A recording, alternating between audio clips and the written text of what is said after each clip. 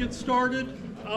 There will be some people slipping in, I'm sure, in the next 5-10 minutes, and we'll just let them kind of, best they can, make their way to their spot and deal with the interruption.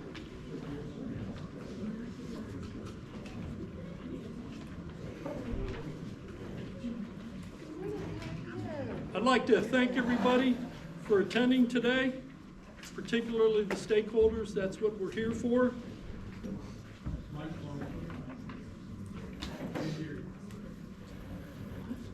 There is no microphone, Lewis, so you will have to come up front. Can everybody hear me? Yes. Okay, we're going to speak loud and project our voice. Okay, once again, thank you everybody for attending. My name is Jeff Zimmer. I'm the LGA president. I want to thank the presenters for sharing their experience that they're going to bring to the table today and share a lot of good, useful information with us. I'd like to thank Dr. Elton Brown, the Lake Gaston Weed Control, for sponsoring this event along with the Lake Gaston Association, our executive director, Tammy Clark, our other board members, and particularly our Community and Government Relations Committee, who is responsible for the setup and conducting this forum. First off, we have to recognize Pete Deschenes. Pete was the workhorse in leading this organization for 20 years. Pete and Susie, his wife, who served as secretary recently, moved to Long Island. We're going to miss them.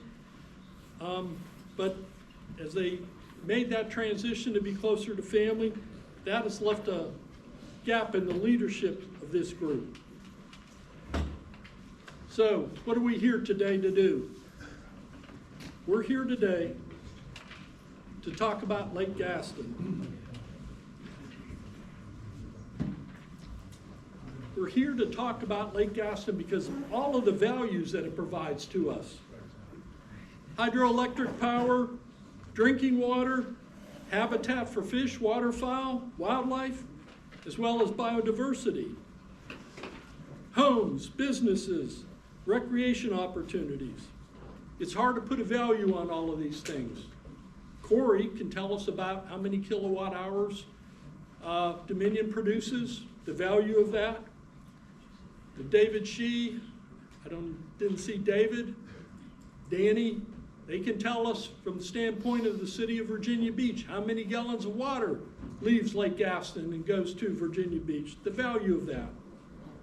Kirk, Mark, Dan, they can all talk about the value of habitat for fish and biodiversity. And we have a number of economic development folks here with us today. Kathy, Charla, I didn't see Alfreda, and Derek couldn't make it. Shannon's here for Derek. Okay, very good. So we got expertise on the economic development side from the 5 counties. But what I can tell you is that there is $3 billion of real estate value surrounding Lake Gaston that contributes $20 million a year in property taxes. $8 million a year is generated from tax receipts from tourism and recreation. And there are other taxes as well, sales tax, personal property tax, use taxes, all of that, well, not all of it, but a lot of it flows back to the counties as a result of Lake Gaston. You're going to hear a little bit about the history of what we're talking about, why the stakeholders group was formed. About that time, there was an economic study that was published by Virginia Tech. And it stated that Lake Gaston is a shining star in the surrounding counties' economies. It recognized that control of invasive and nuisance vegetation was the single greatest issue to the environment and the economic growth of Lake Gaston.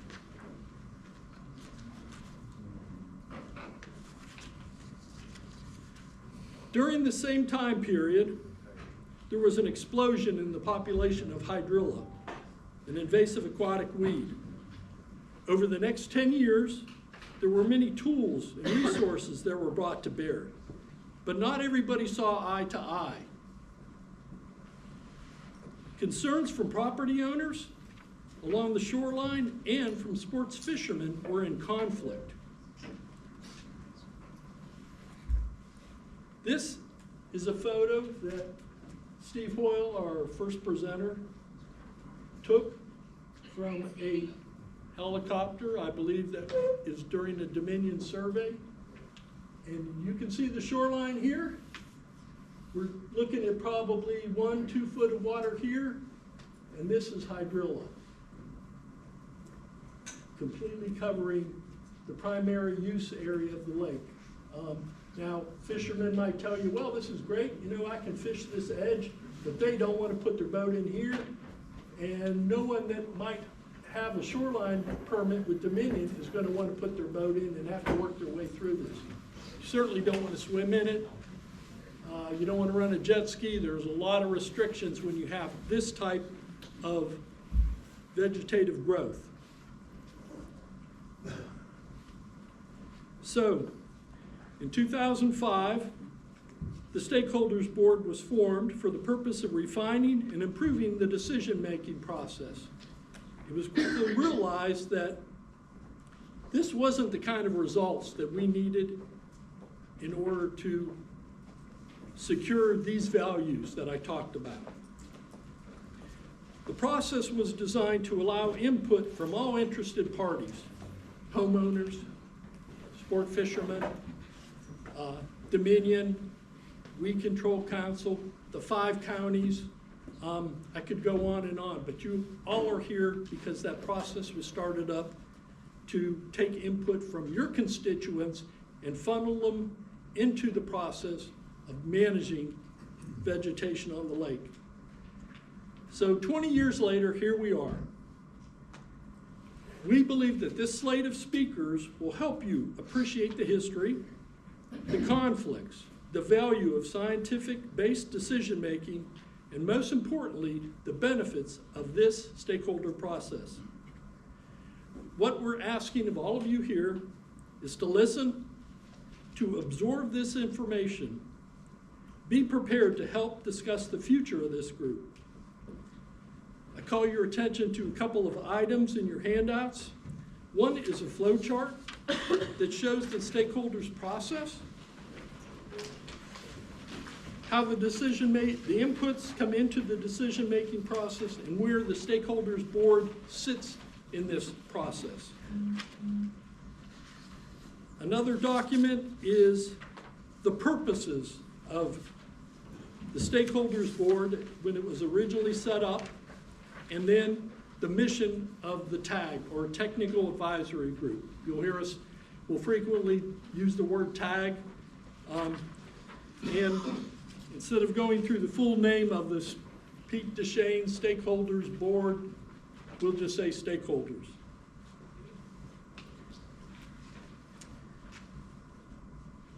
So these documents will help you as you listen to the speakers, will help you understand these relationships that are critical to this group determining its path forward.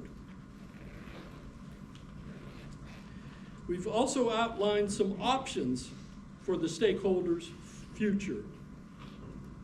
These are also came with your hand. Whoop, excuse me. There. Real quick, there are seven options that we're going to look at and address, and we'll do that at the end of the discussion.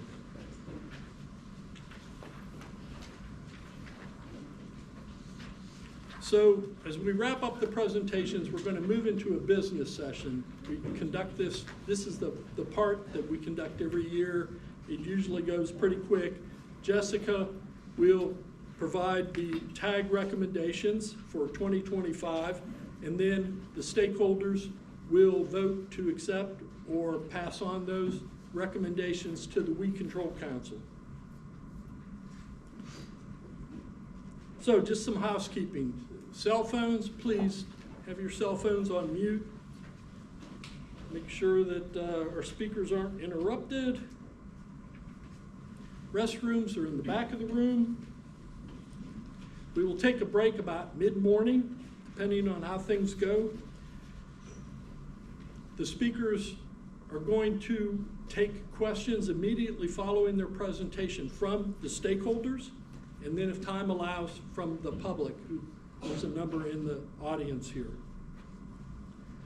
So again, on behalf of the Lake Gaston Association and the Weed Control Council, we thank you for your time and your help in determining the path forward for this organization, the stakeholders of Lake Gaston. Our first presenter, and we'll cue him up here in a minute, is Steve Hoyle. Steve Hoyle is a great person to talk about the history and help us understand how we got here. Steve is a research assistant.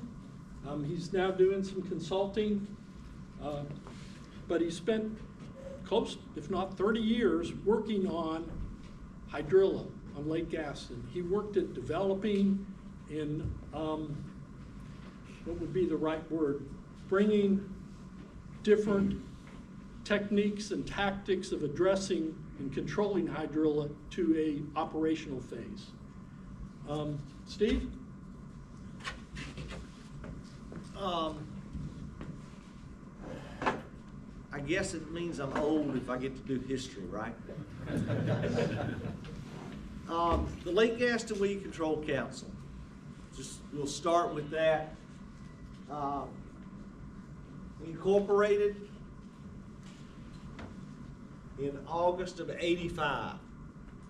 Well, they had that organizational meeting in December of '85. So I'm sure there were a lot of meetings like this that occurred prior to being incorporated and organized because people had concerns about what was going on in the lake. And that's kind of where I guess all of y'all come from. In 1982, there were some reports of problems.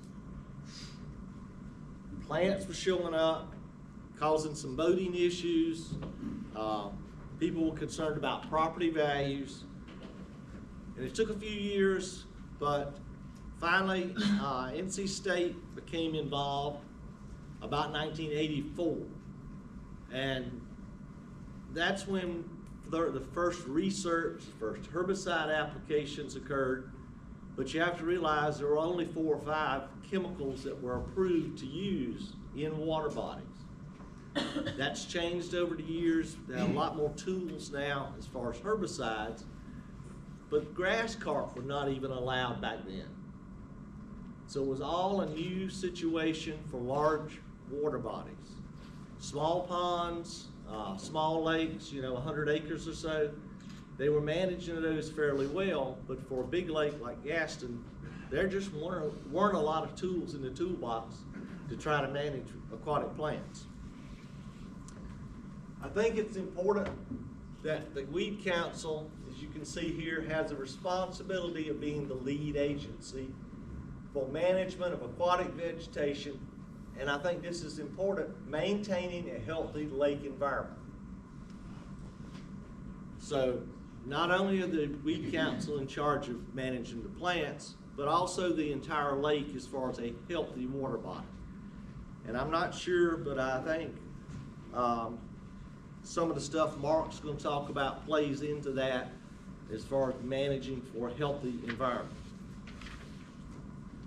The history of aquatic plant management in the lake is very complicated. Going back into the 80s, like I said, there was very few tools to use to manage plants, but there was no real system for either state to manage plants. So the Weed Council was kind of being a lead in this for both states, North Carolina and Virginia. We have to look at the history of North Carolina's aquatic plant management program. Ken Langland was the first professor at NC State to work when managing aquatic plants. He stayed here a few years, did a few experiments,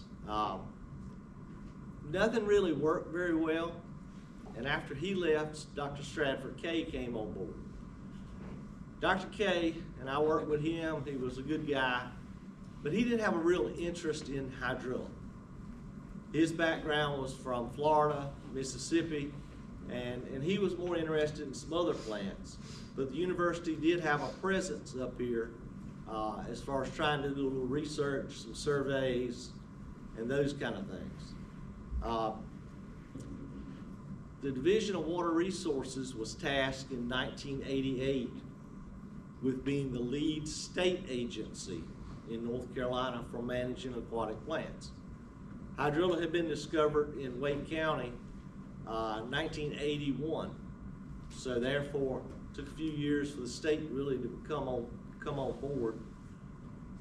The Department of Agriculture, however, regulates plants as far as what's legal, what's illegal, those kind of things. But the Department of Natural Resources, Division of Water Resources, became the lead agency for actually doing any kind of management programs. So it was kind of a disjointed effort there. And they provided some guidance to the Weed Council through a working group back in the early 90s, late 80s, as far as making herbicide applications and trying to manage the plants. How many of y'all were here 1986, 87? Go ahead, Elton, I know you were. That was kind of a milestone, I guess. In 87, they had gone through, with the Division of Water Resources and NC State and the power company, had all gone through a bunch of scenarios for managing the weed. At that time, it was Brazilian Elodea. The cheapest option was to do a winter drawdown. They knew it would manage the Elodea, but they didn't know about the hydrilla. Bill Howler from the University of Florida recommended the drawdown, but he cautioned that hydrilla could become a problem in the future. So during the winter of 1987 into the spring of 88, there was about a 9-foot drawdown on Lake Gaston, and it did control 95% of the Brazilian Elodea. However, that 25 acres of hydrilla started to expand, and those acreage increased. Right. As you can see here, 85, just a few acres. 88 was an interesting year because of that drawdown, and also that's when Dr. Brown became president of the Weed Council. So that little blip of a dip there, I don't know, Elton, if that's attributed to you or not. Absolutely not. But shortly after that, as Dr. Haller projected, the hydrilla began to explode. We saw dramatic increases. Lake Gaston, being a reservoir, had very few native plants. They had bulldozers and every kind of equipment you can think of out here, removing stumps, clearing the land to build the reservoir. So there was really no native plants left in the lake. That allowed hydrilla to take off and explode. There were various surveys done. NC State did some, Virginia Power did some. Dr. John Madsen, who was in Mississippi at that time, did some surveys. Several private companies were hired to do some surveys, so there's a little variation in the methodology they used, but overall we can see hydrilla really filled up the lake until about 2001, 2003. And that's when finally we had enough grass carp in the lake to start assisting with the management. Herbicide treatments have been going on since '94, but very limited herbicide applications. Private companies were hired to come in and do applications in the late '90s, and that allowed more resources as far as time and people to get some herbicides out, and you finally had a budget that was workable. Dr. Richardson came in 2005. That's another, kind of big dip here. I don't know if he'll take credit for all of that or not, but as you can see, pardon me? I thought you were calling me a big dip. Yeah, big dip. But as you can see, hydrilla has been on a decline since that time, and now is at a pretty low level, relatively speaking. I think that was the goal of the stakeholders at the time it was formed. Maybe not to eliminate hydrilla, but just to get it to a manageable level and increase the native plants that were out here also. But then you had another problem with Lingbia, and that's been on a steady increase since really we started evaluating it in 2014. The first Lingbia was seen in the lake about 1997, just isolated little pockets here and there, but no big problem at that time. But as hydrilla decreased, you can see Lingbia drastically increased. So I guess the thing that you're here today to talk about really is the stakeholders group. About 2003, the Weed Council and several of its members were thinking about ways to manage the lake more efficiently. They had a reasonable budget. There were a couple of commercial applicators out here wanting to apply herbicides. Bass was involved, other stakeholders were involved. There was a duck hunting group that was kind of involved in this. Property owners associations, the LGA, the Weed Council, everybody wanted management done, but there were different goals as to what that management should be. So at that time, from what I understand, Bass got involved pretty heavily and helped organize a stakeholders group. And this, Dr. Richardson will talk more about that later, but it included a wide range of stakeholders, people that were interested in the health, the environment, and the lake. Wildlife Resources was a big partner in this, both in Virginia and North Carolina. And again, Bass helped spur this up, get it going, make sure it was inclusive of everybody.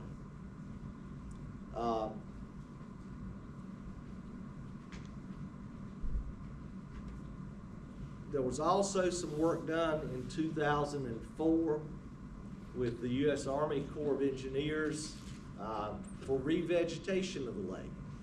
And I think between the revegetation efforts, the stakeholders group, the commercial herbicide applicators, and the stocking of grass carp, all those things kind of played into the big picture of how to manage the lake. What is the lake for? Who does it benefit? As Jeff mentioned, the economic impacts of the lake, and keeping all that as a viable part of this community. And I'm talking all 5 counties were involved in the stakeholders, lots of different state, federal, and local agencies, citizens. Everybody was involved in pulling the stakeholders group together and making it work for the entire benefit of the lake. Not only managing the weeds, but the environmental health of the lake also. Y'all got any questions? I'll be glad to try to answer them. Jeff said keep it kind of quick, so I did. Steve, you want to tell, Bill's our next speaker, but you want to tell, you mentioned Bass. You want to tell people what that stands for? Bass Anglers Sportsman Society, I think, if I'm way back in the day. Still is. There were several references to ESPN Bass. I don't know if that's still a thing or not. No, far from it. So it's a Bass Anglers Sportsman Society that promote bass fishing tournaments as one of their goals. The health of the fishery in general, but they are truly focused on largemouth bass, at least here in this part of the world. Thanks, Steve. Thank you. Okay, Bill Frazier is the North Carolina Conservation Director for Bass Angler Sportsman Society. Close to it. His topic is conservation, involvement of the fishing community, their concerns early on, and how that led to and influenced the beginning of the stakeholders. Good morning, everyone. I'm going to blast through some of these slides because I wasn't sure how much time I had to speak, but I'm going to kind of rearrange some reference points from a couple different perspectives. I've recently, within the past couple of years, found out that I have been involved with the Bass Angler Sportsman Society, Mr. Ray Scott's original concept of what bass was.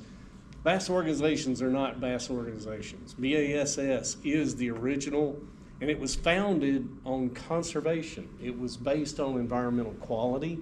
Ray Scott is one of the people that originally was involved in getting the Clean Water Act passed and lobbying with that. So it's not that simple. We have a very overriding umbrella that has a lot of things under it, and I'll go through those in little bullet points fairly quickly. But it turns out that I actually had involvement in it in my life as early as 14 years old. It's a crazy story, but it evolved throughout that, and I've been involved with the organization ever since.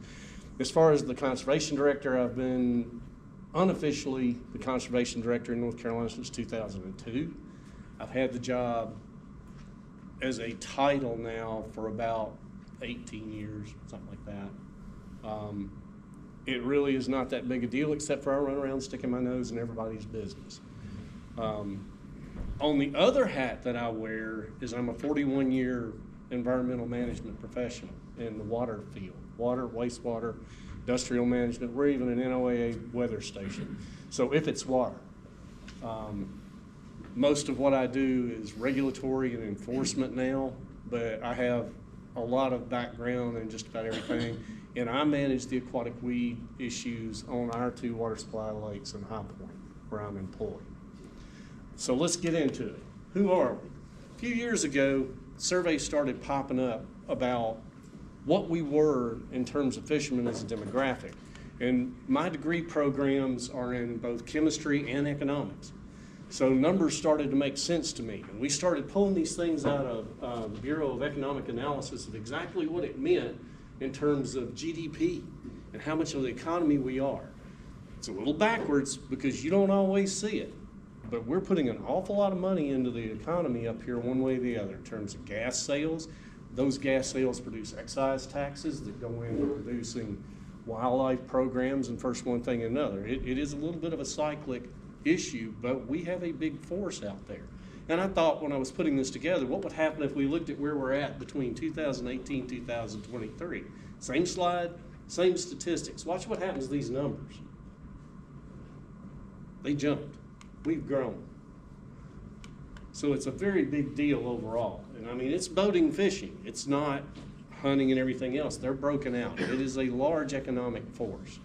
When you look at it on the total GDP and you look at our industry overall, we rank somewhere between 4th and 6th every year, something like that. There's somewhere in the neighborhood of 300 and something thousand auto workers in the United States. There's 900 and something thousand fishermen. So this is who we are. We may not be doing it all for a profession, but we are making an impact. These are other statistics I'm just going to pop through real quick. 600,000 BASS members.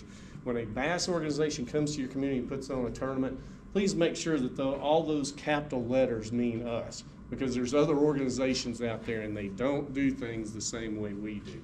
We come to town, we bring in something as a semi-professional, professional tournament. It's going to bring about $1 million to $3 million to your community. It's a very different animal than just somebody popping up and doing something on a ramp. We do have low numbers in North Carolina because we kind of splintered between the different organizations. We have a formal agenda, okay? And it's broken out like this. The conservation agenda is tournament care management. The last 15 World Championships, I'm the guy under the stage catching the fish with a commitment to get them back to the lake alive. Our statistics are pretty incredible. we are always in the high 90s, 98, 99%.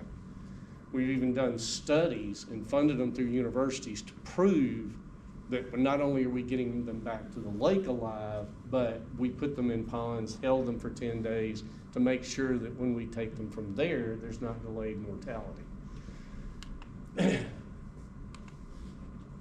Fisheries management. We stay involved with the guys in fisheries management, drive them crazy because we want bass.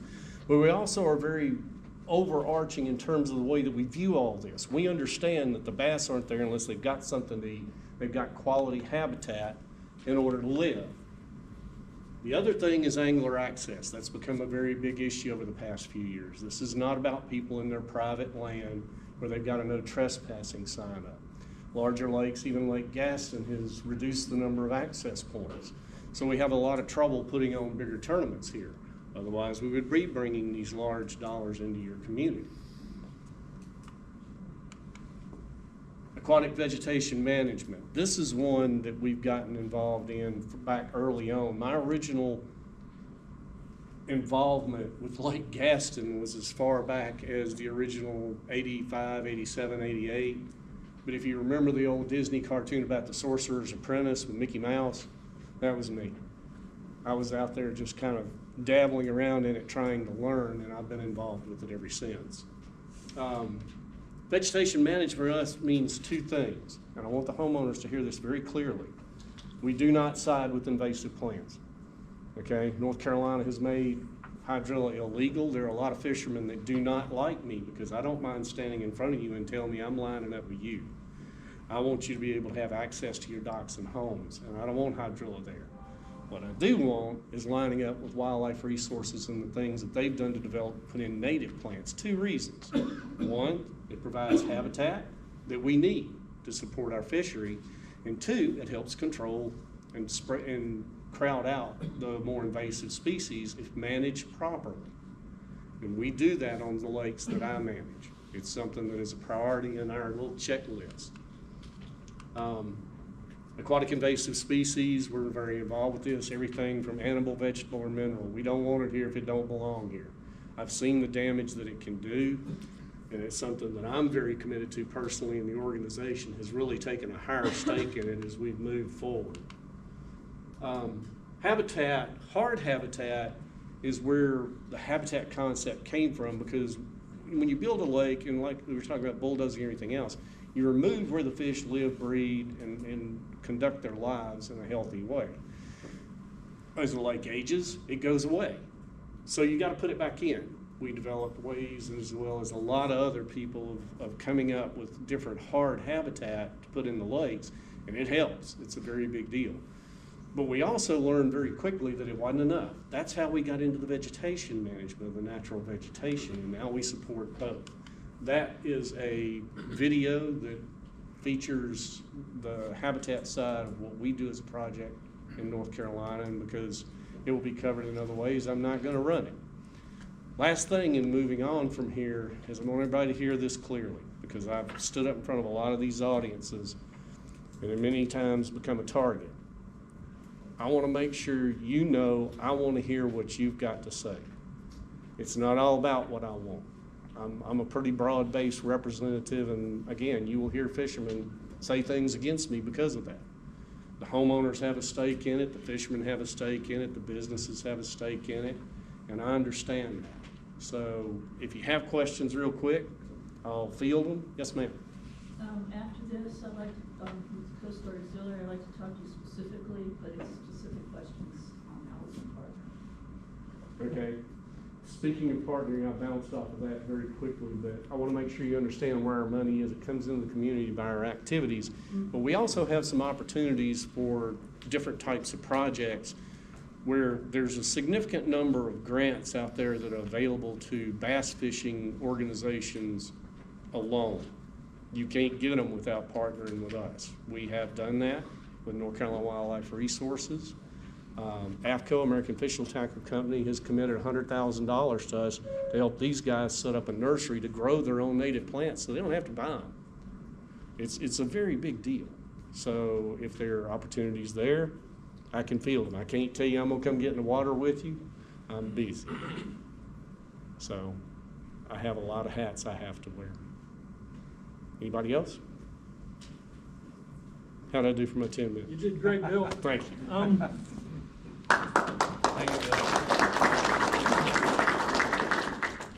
Okay, so moving from the sport fishing community, now we're gonna take a little shift here, and we're gonna talk about the work that the state agencies do. Kirk Rundle is a district biologist. He has responsibility for the Lake Gaston fishery. Let me make sure I get this right. He's been with the agency for 22 years. And he's gonna talk about the role that state agencies play, more specifically North Carolina Wildlife Resource Commission. Thank you. So, basically, I'm gonna go through what we do with the state agency and then get into a little bit of this. Some of this is gonna be redundant as far as hydrilla levels, but that's good. So North Carolina Wildlife Resources Commission, basically, since Carr Lake and Lake Gaston are straddling the border of North Carolina and Virginia, many moons ago it was decided that North Carolina would manage the fishery in Lake Gaston and that Virginia would manage the fishery in Carr Lake. And the habitat, North Carolina manages the habitat in Lake Gaston. However, back in the early days, Virginia, back then it was the Virginia Department of Game and Inland Fisheries, they were very instrumental in particularly inviting BASS to the table and establishing the stakeholder board back in the beginning. Now, currently, they provide a lot of staff to help out, boats and technical guidance. Back in the day, Steve was talking about this, hydrilla was first found in the lake in 1985, about 12 acres. That went up to about 430 acres by 1991. It's fluctuated, but basically in the mid-90s, it was about 15% of the lake, or 3,500 acres approximately. Grass carp were first stocked in the lake in 1995 with 20,000 fish.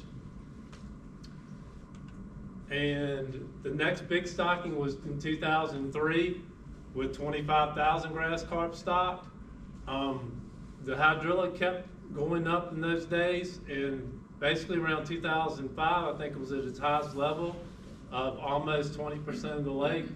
Recreational users and homeowners were getting pretty frustrated at the persistence of the hydrilla, and they were just hoping for more and more grass carp. Grass carp, and I'll mention they're triploid grass carp. That means they have an extra set of chromosomes, and they are sterile. They can't reproduce, which is a good thing. And this Bruce Johnson here, unfortunately he passed away. He was definitely hands-on, very active in managing with the habitat, and he's got a small grass carp here. Grass carp are an economical way of managing hydrilla for sure. You can hear Bruce laughing now. But one of the things with grass carp, and this is a lesson back in the early days, Lake Conroe, Texas was impounded in the early 70s, and by the late 70s it was wrapped up with hydrilla. About 30% of the lake was covered with hydrilla. The Lake Conroe Association stocked 30 grass carp per acre. That was against the wishes of the Texas Parks and Wildlife Department. And soon after that, it was almost a complete devoid of hydrilla and other rooted vegetations, and the fisheries soon followed suit. But aquatic vegetation is excellent. It provides spawning and nursery habitat, substrate for invertebrates. It uptakes sediments and dissipates wave action. But if too many grass carp are stocked, then they can literally eat themselves out of house and home. And that was the concern in the early days. You can get an algae bloom, or you can wind up with aquatic vegetation that's less desirable than hydrilla, like lingbia. So back then when that happened and we were starting to ramp up the stocking of grass carp in Lake Gaston, BASS was concerned, and then the lesson learned from Lake Conroe, they convened a meeting of the stakeholders on December 3rd of 2004, and that consisted of various interest groups, homeowners, anglers, boaters, state, local, federal government, NC State University, and Dominion was at the table. The goal was to control invasives, foster communication, and the main thing was to develop a communication plan or a stakeholder aquatic plant management plan. that was done. It's called a long-term action plan. It was in the neighborhood of 2005, 2006. And the overall goal was to develop and maintain a healthy lake ecosystem based on a diverse plant community dominated by native plant species. The Wildlife Commission, back in the early days, when grass carp were first being stocked, the perception was that it was arbitrary and inconsistent, so we developed a grass carp stocking model to try to be transparent and predictable. And I didn't mention this earlier, but we are the state agency responsible for issuing grass carp stocking permits. So we stepped up to the table and developed a grass carp cohort analysis. It's basically a standard across the board fisheries techniques. It's been used since the 60s, but we came up with a 20% mortality rate. And our first target density was a pretty conservative stocking rate of 10 grass carp per acre of hydrilla. That increased to 15 per acre in 2009, and then it went up to where we are now, 18.5 grass carp per acre in 2011. Additionally, working on this, trying to fine tune that cohort model, Virginia Tech and Dan Stitch tagged 103 grass carp back in the day, and some of their work showed that year 2008, there was 30% mortality the first year they were in the lake. I did some work at Tar River Reservoir that also verified that the first year grass carp mortality was 30%. So we fine-tuned the model a little more to have 30% the first year, followed by 20% subsequent years. Also back in the day, there was a lot of, there was some bow fishers that collected grass carp, and they got over 100 fish. Those were given to Virginia. Virginia did a lot of aging on them and found out that the grass carp were living longer than we thought. They were actually surviving to age 23. So we adjusted the cohort model for longevity to have fish lasting to age 23. And one last thing that we did to the cohort model is once you eliminate standing hydrilla, you have tuber banks, so you have to address that. So we decided to allow 1.5 grass carp per tuber bank acre. So all that went into the cohort model that we're using now to fine tune it. But back in the beginning, this was the simple original cohort model that was basically 20% across the board, and that's what we debated and worked with the tag. And we fine-tuned it. This was simple at the beginning, and then this guy came along and he kind of fine-tuned it a little bit more, and this is what we have now. Basically, back in the day, early days, mid-90s, we had about 15% of the lake covered with hydrilla. What we've been doing has been working with grass carp and chemicals. 2013, it had dropped to less than 5% of the lake. Right now, recently, we're seeing less than 1% of hydrilla. But that grass equals bass. A lot of people say that is habitat. So when we lose that, we want to replace it with something else. Mark's going to talk about that in a little while, but we have been doing a lot of work with native vegetation to try to mitigate the loss of that hydrilla. And so, but where we get involved, the Wildlife Commission has been managing littoral species or shoreline species for a long time now. Those species require quality habitat, and basically what I'm referring to there would be largemouth bass and crappie. And we sample crappie every spring, largemouth bass every spring on Lake Gaston with an electrofishing boat. And we've been monitoring that population since 1981.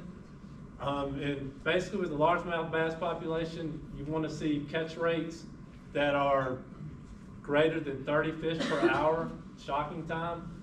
At Lake Gaston, the long-term average is about 55 fish per hour, which is a good catch rate, showing the population is pretty high. We also are looking, the fish we sample are robust and healthy, indicating that plenty of forage available, they're doing well. Growth rates are good. So just real quick, this is kind of a long-term average. So a healthy or a good benchmark for a southeast population of largemouth bass growth rates, what we look at is the average length at age 3. and we want to see something in the neighborhood of 12 to 14 inches. Long-term average on Gaston, we're seeing largemouth bass that are in the 15-inch range, which is good growth. We're also seeing fish that are 10, 11 years old, so we're seeing good growth, low mortality. So overall, our largemouth bass population is looking good despite any of the changes going on in the lake. This is just showing our electric fishing boat, what we do. So we move along the shoreline, we put electricity in the water, we have someone dip it, put them into that live well, we get lengths of weights on them and throw them back. This is my friend Jessica with a nice largemouth bass. Earlier life. And Jessica again, believe it or not, she used to work with me. So moving on to crappie, that's another species that depends on quality habitat. The littoral species for the most part. We sampled crappie on Lake Gaston with trap nets in the fall. We've been sampling crappie since 1986 on Lake Gaston. And so what we're looking for there, fish per net night or crappie per net night. And a good average is you want to see at least 4 crappie per net night. Our long-term average at Gaston has been 7 fish per net night. Those fish are looking good, they're healthy, robust, they have good relative weights, and the growth rates are good. For crappie, just real quick, we want to see fish surpassing 8 inches by age 2. The long-term average at Lake Gaston, most of our fish are crappie are 9 inches by age 2, and we like to see about at least 15% of our crappie age 3 and older. The long-term average at Gaston has been about 30%. So our sampling is basically a snapshot in time. It can be influenced by temporary environmental conditions, but this long-term data set that goes back 40 plus years for these species, you can take that to the bank. And this has been consistent in spite of the changes that are going on in the lake. So basically we have a good population out there. So I digress for a minute. One of my biggest concerns at Lake Gaston is an invasive species. So blue catfish have been in the lake since the 90s. It's another mouth to feed. They eat a lot of shad. We've learned to live with them. It's another nice blue cat. So the biggest problem lately now has been the illegal introduction of Alabama bass. So Alabama bass, they look a little bit like the largemouth bass, but they're not native to this area. They outcompete largemouth bass. They push them back into fringe areas and into the coves.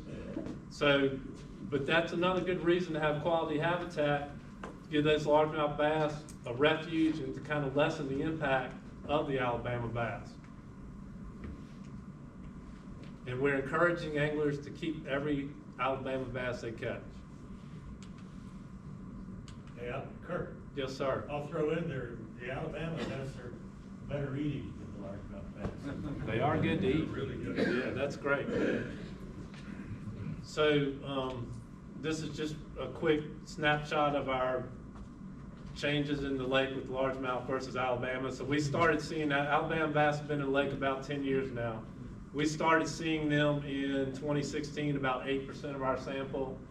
And by our latest sample last year, they had taken over more than 50% of our black bass sample. So last year we saw 60% Alabama bass and unfortunately 40% largemouth bass. Yeah. And what I mean by this picture is that horse is out of the barn and he ain't going back, kind of like the toothpaste is out of the tube. So the Alabama bass are here, we gotta live with them. Like Jim was saying, they're good to eat, so hopefully people will take them home for a big fish fry.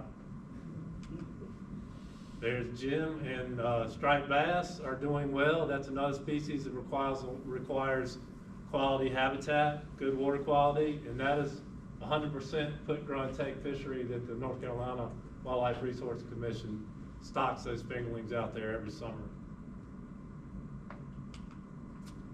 Questions? Yes, sir. Question about blue catfish. I know that Carolina and Virginia currently have a 1 daily catch per fish 32 inches or older. Virginia, 32 inches or longer. Yes, sir.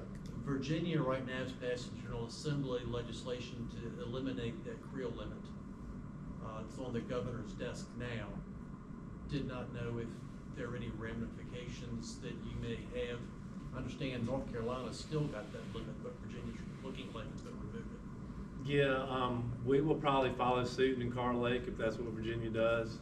And, it's more of a social reg, because there's not very many blue cats that are getting caught that size on a daily basis. But I wouldn't mind seeing it get taken away from, yes, sir, I Dan? think, I work in Virginia, I think it's been changed now, so it's gonna exclude, some of the inland waters. So I think it's gonna stay like east of I-95, I think is how I've heard. When it went to the Senate, they took that exemption. Did they really? Yeah, I hadn't heard that, yeah. There's a movement to try to push back. Yeah. That's why I said it's on the governor's desk now, but, Virginia's made this decision because the fisheries around Chesapeake Bay are just getting inundated by blue catfish eating all the baby striper crab and that. Yeah, I mean, I've seen some reports where it's, the majority of the biomass in the James River is now by far blue catfish. And there's a lot of them in Lake Gaston. I mean, we see, when we're sampling striped bass, we see 6 blue cats for every striped bass we see. And there's some people that want that reg in place. Like I said, it's more of a social reg. It's not very many blue catfish that are getting caught bigger than 32 inches. And one a day is, I'd like to see that go away too, to be honest with you, but we'll see how that goes. Thank you for your thoughts on that. Yes, sir. I have 3 questions. Yes, ma'am. You say that the life of a bass is about 23 years? Is No, that ma'am, average? that's the grass carp. Grass carp. Yes, ma'am. So it varies, depends, there's so many factors involved, but it depends on where they're at and how much food they have available and how many predators are around. In general, in Lake Gaston, we think they're living to be at least 20 to 23 years old. Okay. And you say that they're sterile, so that means that the egg is manipulated to sterilize? The eggs are shocked, they're put under pressure in the beginning, and they retain a extra set of chromosomes, so they're sterile and can't reproduce. And then my last question is, as a non-lake resident, how can I get out there and catch one of those bass? That's a whole meeting in itself. Yeah, there's plenty of opportunities. I mean, there's a bunch of public boat ramps, there's bank fishing places, public bank fishing opportunities, there's boat ramps, so, yeah. Marinas? I'll be glad to talk to you about that after the meeting and try to give you some help on that, help some information. Feel How do you free. identify an Alabama bass? The best way is, they have a tooth patch on their tongue. So, first of all, an Alabama bass is gonna have a smaller mouth than a largemouth bass. But the quickest way is just to feel the tongue. A largemouth bass will be nice and smooth, and Alabama bass will have that tooth patch. That's one way that everybody can, right off the bat. We see so many of them, once you see quite a few, you start just noticing them, but they look close enough to largemouth bass that when you haven't caught a lot of them, you want to just feel for that tooth patch. And look at the size of the mouth. The mouth doesn't go past the eye on an Alabama bass. It also looked like they You had a didn't lot. know that, Bill? I actually did, but I won't be damned to hear. That's I don't good. want them taking their large mouth. That's good to know. It also looked like they had a lot of spots up high above the stripe where a largemouth doesn't. Is that accurate? Kind of below the stripe, more on the belly. On See- the Alabama, I mean. On an Alabama, yeah. Once you see a few of them side by side, they stand out to you. But that's a good point, but that tooth patch is in the size of the mouth and the tooth patch on the tongue. Yes, sir. Yes, ma'am. Just out of curiosity, you're talking about the rise in Limbia, did I pronounce that correct? Yes, ma'am. Black madhouse. Is that something you're seeing lake-wide, or are there certain geographical areas that are more strongly affected than others? I think there's some hot spots. Jessica. You might want to save that for Jessica Okay, I got to that speak right, to, yeah. yeah. So Kirk, bottom line, what would you say the evidence based upon the health of the fishery indicates the environmental well-being of the lake? So, from what we're seeing, the fishery's been pretty steady state over the past several decades. So that's telling me that the hydrilla is being replaced with other habitat that's good. There's a lot of cover and structure around that lake. So I think the health overall if you wanna look at the fishery to indicate the health of the lake, I think the lake is really healthy right now, because the fishery is looking good.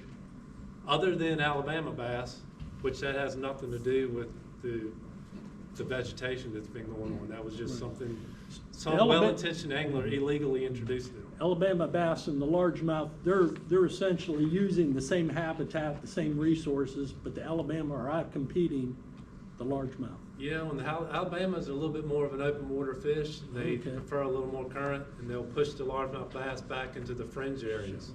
So there's some overlap, but not necessarily. Thanks, Kirk. Yes, sir. Thank you. Next up is Mark Folks. Mark's title is Watershed Enhancement Coordinator. Oh, that's an old one. It is. You need to update your LinkedIn page, buddy. Yeah, I do. But Mark, you hear us talking about habitat enhancement, propagating native vegetation, trying to displace, I don't want to steal your thunder, but displace the invasives. That's Mark's role in the, works for North Carolina Wildlife Resource Commission, and his work is throughout the reservoirs in the Piedmont region. Let's see, you've been in that role for like 10 years, is that right?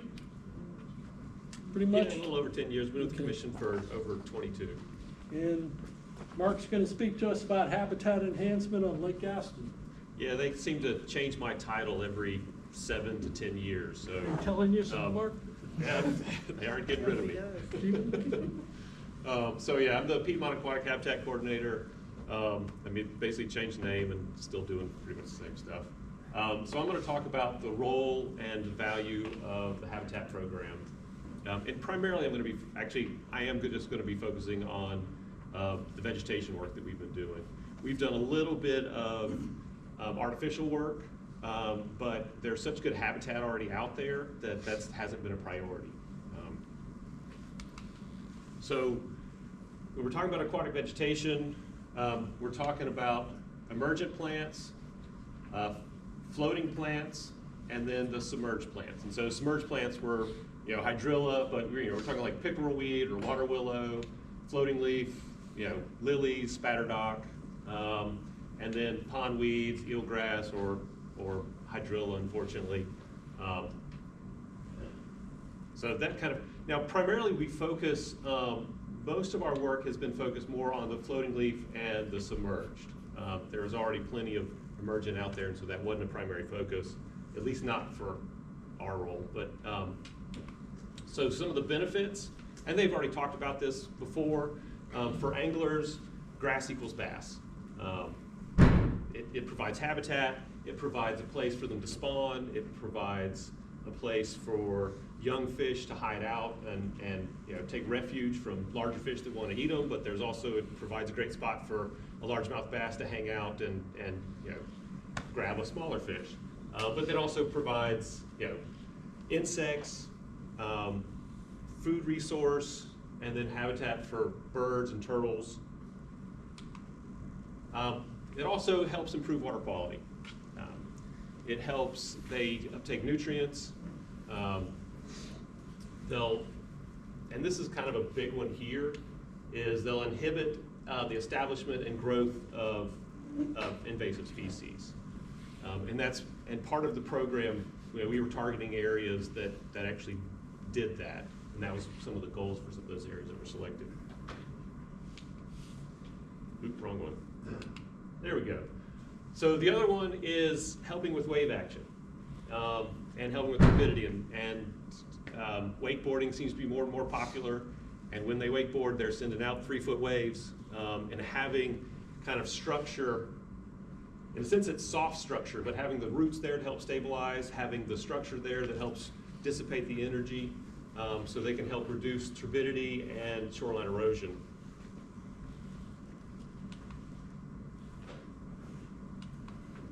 And then, to me, there's an aesthetic value to them. Insects love them. This is pickerelweed. This is water willow. We'll have, with water willow growing at the nursery, we'll have bees all over them, honeybees and bumblebees. And this is one of the sites what is that, big stone house that I just thought was really pretty. But it was, yeah, so there's a nice aesthetic value to it. The other thing is it's a chance for a community to participate. And because this is a stakeholder and a partnership-driven process, it allows the stakeholders to provide input on the activity. It actually gives the landowner and public ownership. So Wally actually went out for Great Creek, talked to them to see if they were interested in doing it. They were, but they wanted to specify exactly what species were going in, what species weren't. And then they came out and helped us plant. So it was a great opportunity for the public to get involved, landowners get involved and take ownership of it. It provides a great opportunity to educate on the benefits of aquatic vegetation. And then it also is great for youth recruitment and again, an education and participation. So we routinely have Boy Scouts, I think FFA, some kids come out too, and there's some bass clubs that come out and will help. So, kind of heard some of this history already. Back in 2006, the stakeholder group came together and they came up with the aquatic management plan. And so some of the key things from the goals, I pulled up the 2006 document, and although this isn't quite, we haven't quite fit with this, but it was to maintain up to 60% cover, with 10 of it being noxious weeds. So, you know, even with hydrilla, it wasn't trying to eliminate it all the way. It was realizing that aquatic vegetation was important. But as part of that, one of the goals was to establish the program for introducing beneficial native aquatic weeds to help replace the noxious ones. So if we're going to get rid of hydrilla, we need something to come back in its place, something beneficial to come back in its place. Otherwise, you could have something more like Lingbia or come in. And then there's evaluate treatment methods for controls and stuff. But the big thing was so in 2006, the Army Corps of Engineers, and so the Army Corps of Engineers were brought in 2006 to initiate a habitat enhancement program, the native plant restoration program. Partly they was out of Texas. They were experts at doing this kind of work. They grew it, they propagated.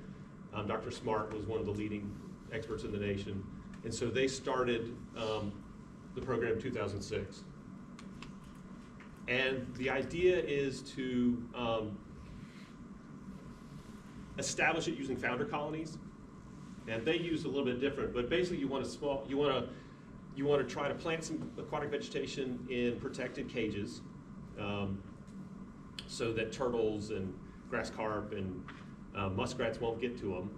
And then over time, they'll spread. And so here's your cage. They've got 4 little plants there. This is your shoreline. And then over time, they start to grow within the cage. And then hopefully, it starts spreading outside of the cage.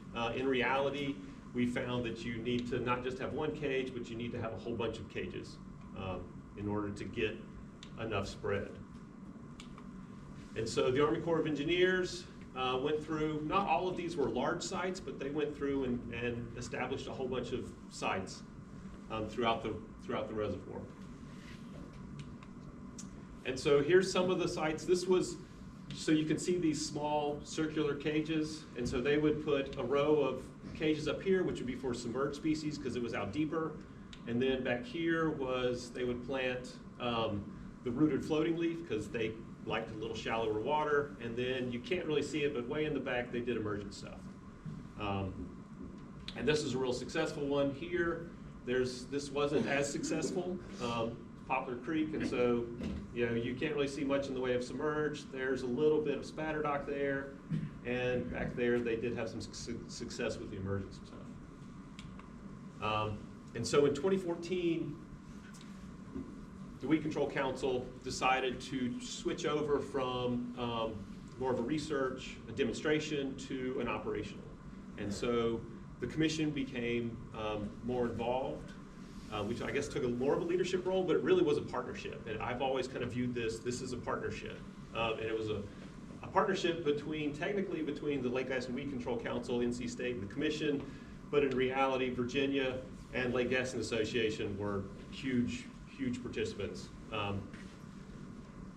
And then as time went on, and I'll show what we've done, but as time went on, we developed a 5-year, in 2002, we developed a 5-year management plan to kind of help as we progressed. And so with the 5-year management plan, we expanded the partners. We brought in LGA, as an official partner, we brought in the bass clubs. And so the other part was we were trying to define success. We've had a lot of areas that were really successful, and so we were looking at where do we start, when do we need to start pulling cages? Because we were so successful.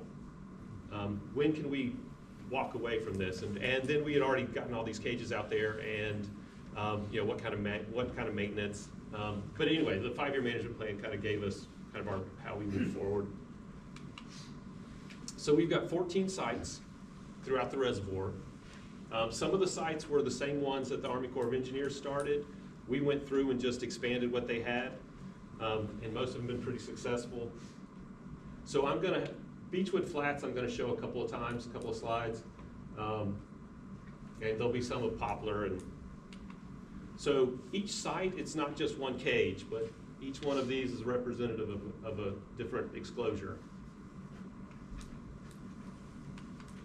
And so here's Beechwood Flats. And you can see kind of the outlines of the exclosures. And so here we're getting spatter dock that has spread well outside of the cages. And so we've had a success. That's the idea, is we plant a cage with it being a founder colony that's able to expand. Here's Big Stone House. So you've got a cage here, exclosure here. All of this is expansion. All of this out here, it's a really shallow flat, but all of that you see in the background, not the emergent vegetation, all of the floating leaf stuff, that's stuff that's gone through expansion. Upper Poplar, here's a whitewater lily has really done well, and so this year we're actually, or last year I guess, we were actually pulling cages because they don't need them anymore. They don't, it's expanded enough, it's a self-sustaining population. Not all of them are like that. Here is Upper Flats. We have a little bit of expansion outside, but most of it's just kind of within the protected area. So, I don't have the 2024 data on there, but it takes a lot of effort. And it's the stakeholders that really make this possible. And you can see the first few years, I drove Wally crazy, and he basically said after the 3rd year, he's like, no more. We were putting out 40 rolls of fence a year, which was a lot of work. And then we kind of moved over into a maintenance phase. This was COVID, and so we couldn't go out that year. But again, having the partners, having the stakeholders has been invaluable.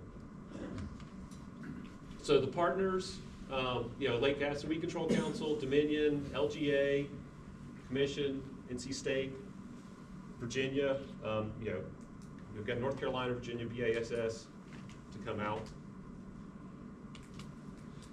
And so, yes? What's American Lotus flower compared to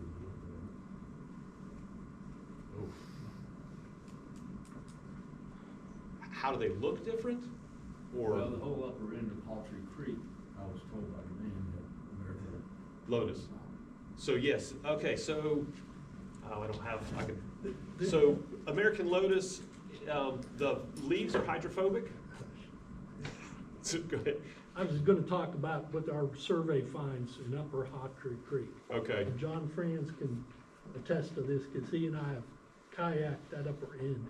And there is some American Lotus, but not that much. There is a significant population of hydrilla, but it's primarily whitewater lily. There's Lingby up there. John? pickerel, It's quite a bit of variety, but very shallow water. And there's no development at all up in that, on the other side of the bridge. It would be the south side of the bridge. Is the lotus flower native? American Lotus is a native. The American Lotus is a native. And the flower is much bigger than. Yeah, the flowers The much, leaf and they'll is stand larger. up, the When flaps. it's done, it produces a seed head that's brown, and it has a ton of little seeds, probably 2 dozen. Once the flower's gone, it'll stand there for months. and they'll use it for nursery arrangements.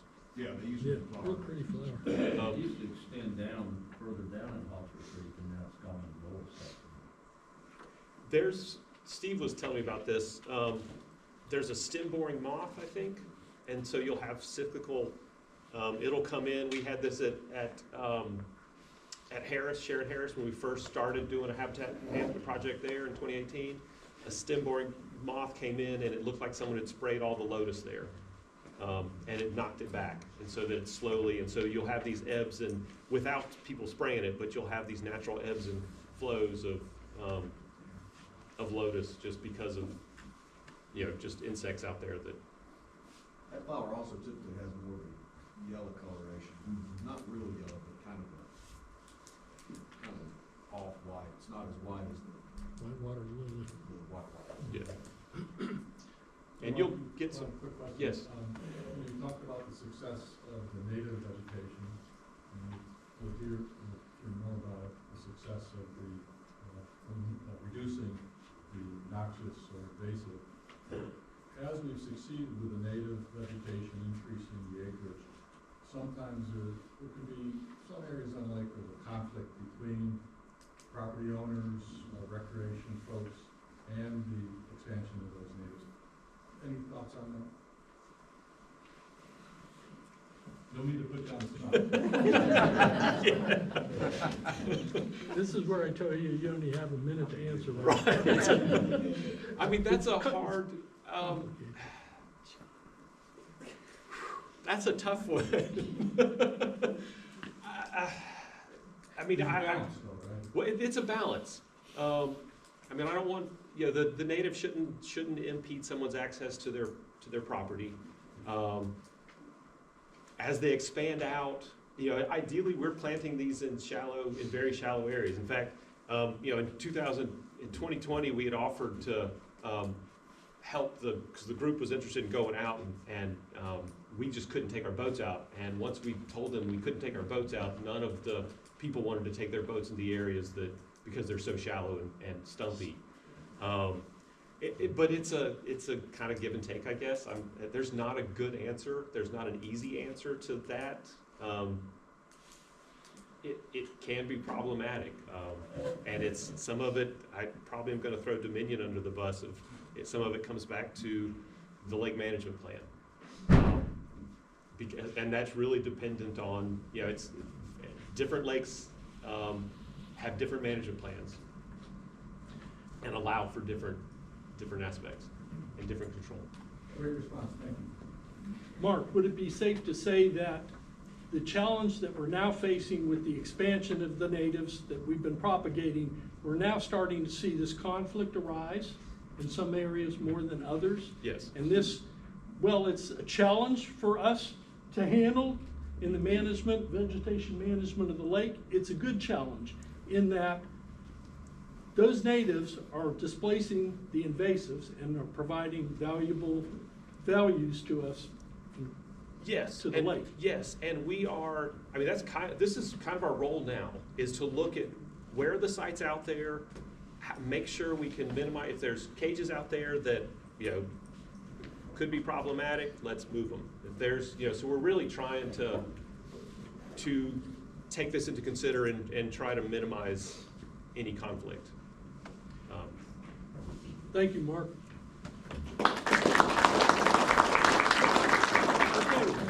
Our next speaker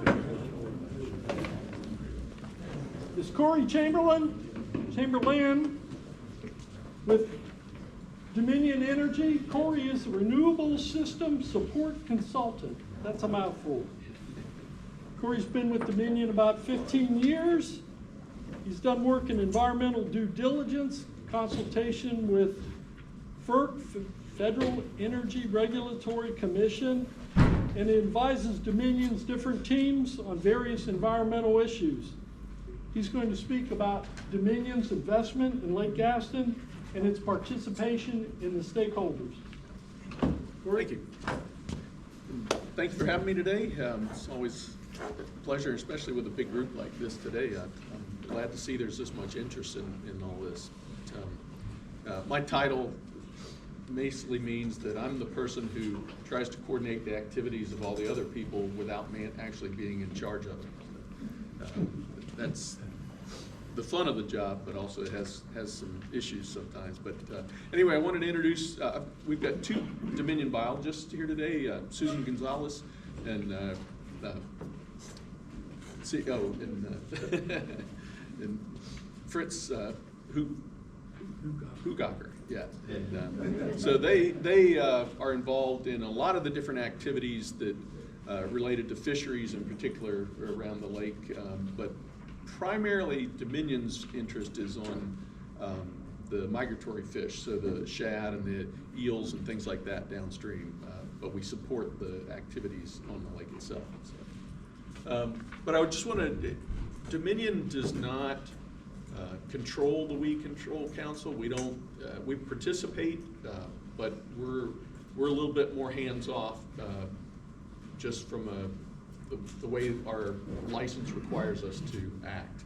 But I wanted to talk about our investment and involvement in Lake Gaston. And I thought the first picture was a good start because we built the dam and created the lake back in 1960. I think it came online in 1964. So that was the start of Lake Gaston. Roanoke Rapids Lake began in 1954. So 10 years, much smaller lake, obviously. Vegetation profile is extremely different. But we're talking about Gaston today. So next slide. Do I have a clicker? Oh, there it is.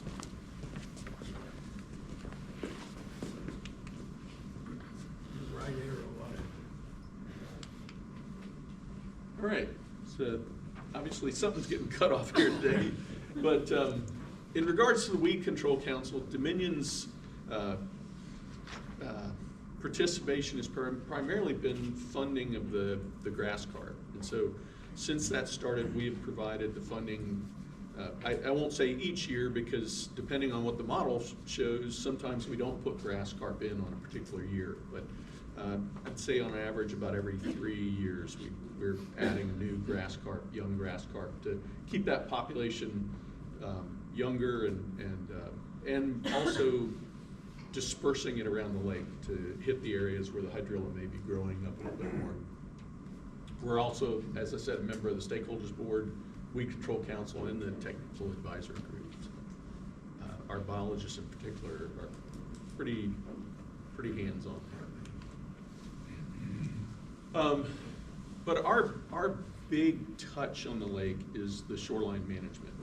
And many of you have worked with the shoreline managers over the year. Will Miller, who retired recently. Josh Simpson is our new shoreline manager. He sadly couldn't be here today. He's down with the flu or something. So, but the shoreline management, everybody thinks of it as controlling docks and riprap, but it's a sort of an overarching plan as how Dominion is going to control use of Dominion's lands.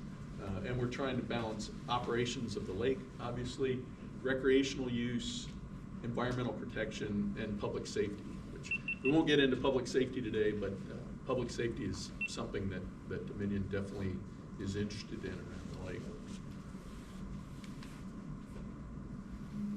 Recreation, you may not realize it, but we have day use areas on both lakes.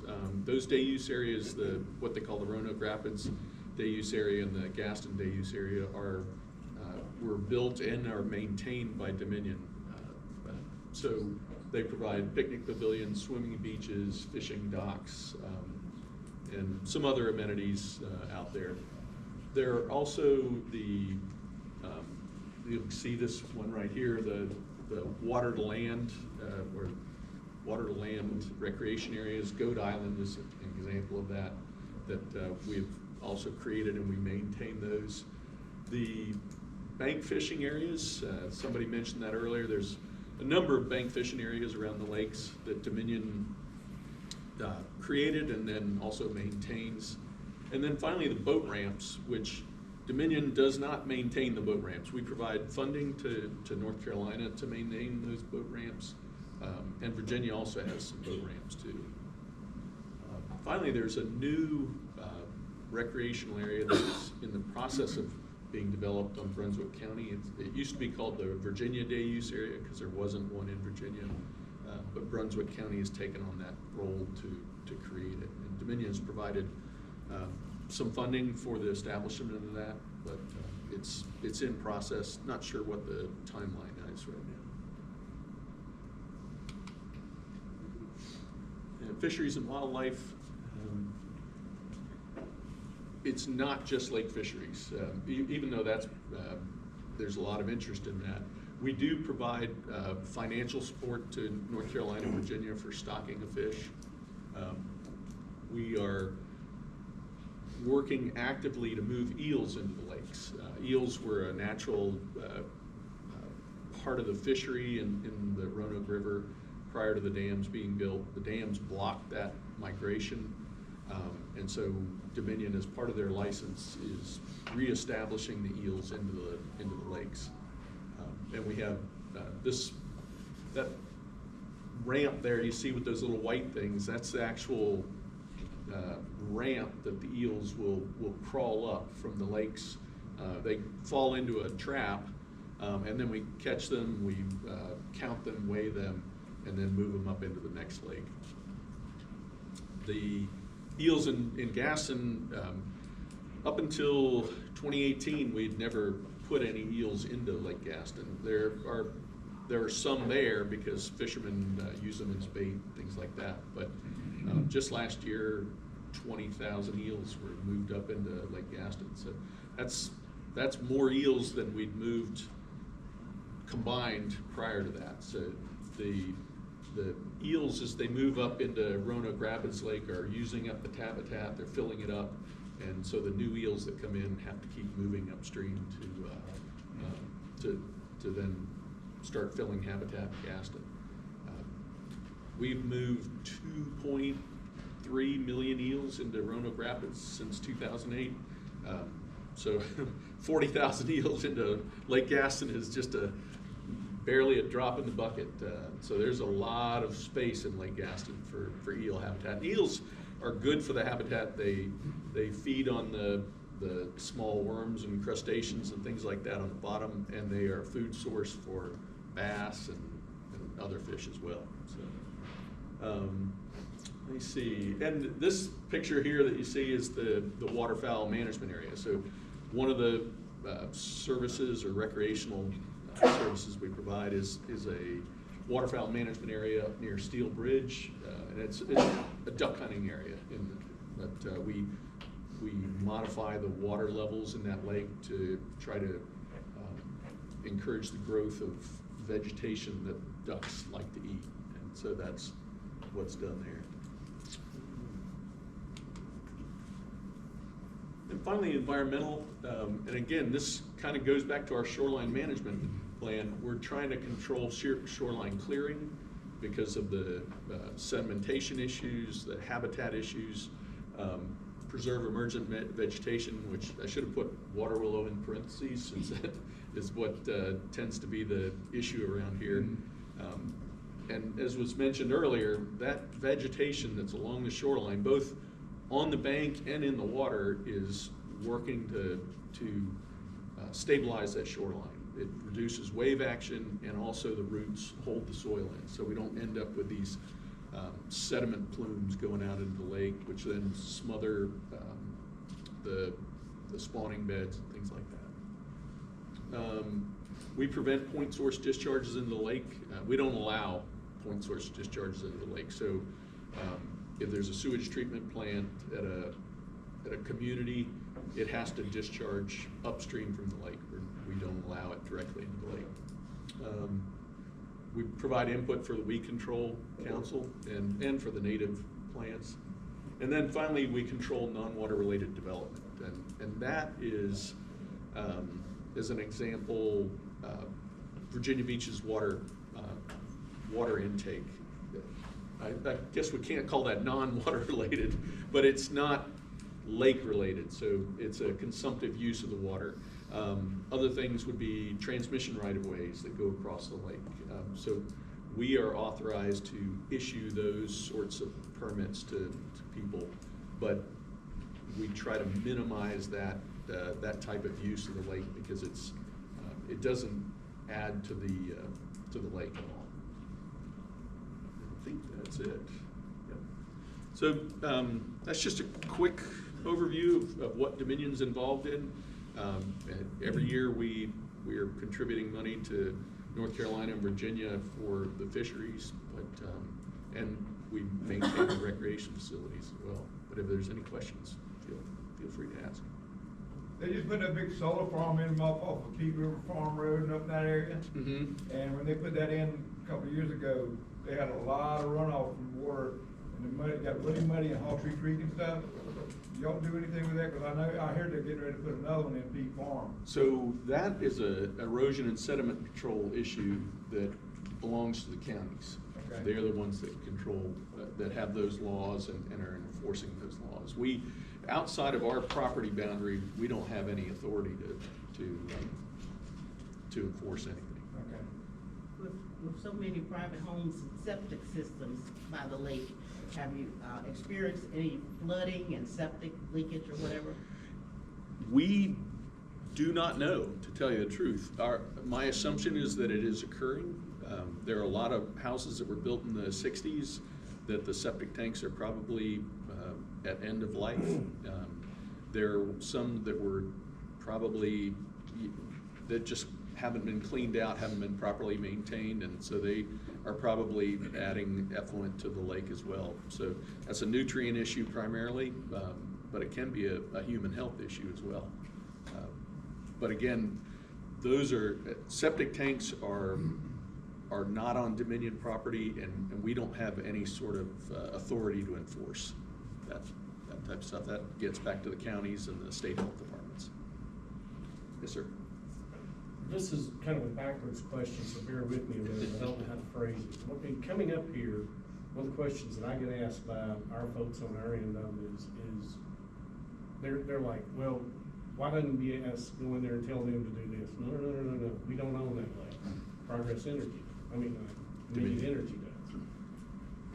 And you're permitting what clause, codicil, or whatever addresses that access for recreation? Our license specifically required us, our federal license, I'm sorry, Okay, the federal energy license has a requirement for us to balance, like I said, the environmental and recreational uses, but as part of that license, we had a recreation plan that was developed with stakeholders around the lake back in 2004, and that required establishment of the bank fishing areas, funding for the boat ramps, the day use areas, different things like that. Outstanding, perfect answer. And just to be clear, people say it's Dominion's lake, and it's the land under the lake and along the shoreline belongs to Dominion. The water belongs to the state. Yes? Yeah, picking up on her question, who would be responsible for doing any fecal testing around some of those areas? Or even like Hawtree Creek, like cow pastures? I think that's, pardon? I believe the county health department. Yeah, I would agree. I think it's the county health department they would be the ones that would test the water. Does this organization have any sort of additional interest or oversight? I mean, you test it for everything else. Yeah. It seems like that's a legitimate concern. Does the LKG still have kits available if you think you've got a Yeah, problem? are we talking, Scott, are we talking specifically about E. coli and concerns around septic systems that aren't fully Yeah, functional, I think or? that would be. I mean, I just drove through one area this morning that has, gosh, 1,000 trailers. Not that trailers are any problem, but a very high concentration of old septic systems and bank fields. I'm sure that some of those are hazardous. Yeah, and I don't know what the counties enforce in regards to, like, when a piece of property changes hands, do they have to do an inspection on a septic system? I just don't know. Yeah, that's probably more a question for some of the county folks. I don't know if any of them here do they want to speak to that specifically, or get back to us on it? Yeah, but nutrients are an issue that every water body has to deal with, and it all depends on what's going on in the uplands, whether it's farmland that has erosion and nutrient loss, whether it's private homeowners fertilizing their yards and that nutrient loss, if it's dumping leaves in the lake, you're adding nutrients there. So there's a lot of different things, including septic tanks, that can add things to the water that we don't want in the water. Yes, sir. The septic systems are the responsibility of each county, the environmental health department of each county. So if there's a problem, you get hold of whatever county you're talking about. I'm sure they don't have the resources Well, to test the waters. Yeah, and probably not, and Corey mentioned when the property changes hands, there's, us as realtors always recommend a septic inspection. It's up to the buyer. Most of the clients that I deal with, 100% they have a inspection. But I can't speak for the other realtors or the other buyers. Scott, the Lake Gaston Association, as part of the Environment Committee, has some limited resources to test for E. coli. We focus on the main feeder creeks into the lake. For instance, at Hawtree, we test at the bridge there because for ease of, being able to pull a water sample. So we're checking for levels of E. coli. If there's a specific issue that you or someone might be concerned about, if it rises to the level that there's a noticeable odor or a stream of effluent, then direct contact with the county health department is advised. But we can also, if you had a concern about, a stretch of a creek or something, we can work with you, the LGA can work with you and collect water samples and tests. But it takes, and I think Rob could talk to this, I know we're getting down a bunny trail here, but the state is coming up with new standards for E. coli in water bodies. Is that? Actually, I don't know about that. Okay, I remember reading something about this recently. I can address it. It is being addressed from a standpoint of appropriate method. The method that's being run now Methodology is not necessarily the best. They're going backwards to an older method that is much more targeted. But it's definitely, without a doubt, it's a concern, as you mentioned, the aging septic structures at the lake. Corey, real quick, you talked about shoreline management plan, and what we've been talking about here, that plan is an important document related to that. Mm-hmm. Could you, advise us, let us know about the status of the 5-year review on that, and where we are with that? So every 5 years, Dominion has to review their shoreline management plan, and the last one was in 2020. I think it actually occurred in 2021 because of COVID, but so that process is going to be starting this spring. There'll be a public meeting for that. I don't know exactly when that is because our shoreline manager is handling that, but it will allow the public to come in and make comments, and then there will be more focused meetings with the stakeholders, state, federal, and local stakeholder groups to finalize any changes that might be proposed. And then that has to go to the FERC, to the Federal Energy Commission, for approval. That's where you did the sensitive area set up? That's right. Yeah, because I noticed last time they changed a lot from the one before. Yeah, that's right. So that's every 5-year Every process 5 years, of right. taking a new look at the shoreline management Mm-hmm. plan, and I know the LGA, for instance, and participated in that process, and we'll be doing that again this year. Absolutely, yeah. Yeah, and some of the changes, the shoreline, the sensitive area was a big change, but also was prohibiting the use of submersible pumps in the lake because of the potential for electric. That was that public safety issue. There was also some issues where we stopped issuing permits for herbicide application because it's not in our wheelhouse. So we figured that's a state licensing issue. We'll let that run that way. But those were just some of the changes that were made. What changes will happen this year, we're not sure yet. And what are your restrictions on water willow around boathouses, trying to get your boat and jet skis out and stuff? That's right. Water willow we're required by our FERC license to protect water willow, but we do allow clearing of water willow to allow access for boats to access the boat slips. Come on. Oh, all right. Is there any monitoring of electrical discharge into the lake? Not to my knowledge. That's a serious hazard. It's a pretty localized issue, so I don't know how you'd even go about that without driving some sort of sensor around the entire lakeshore. But we do encourage people to make sure you're using, get a authorized electrician to do any work around the boat docks, because it can kill people. If you have voltage leakage into the lake, and it's the people it's going to hurt are the people that are going to be swimming off your dock to a large extent. And local electricians can do that for you. What they'll do is they'll come out and they'll put a lead in the water and touch it to your boat, dock, slip, bars that hold your boat, and be able to tell you if there's discharge in the water. That we have found discharge in the water. Yeah. It was not coming from our electrical modification circuit. So it's around us. And other people have found that they have.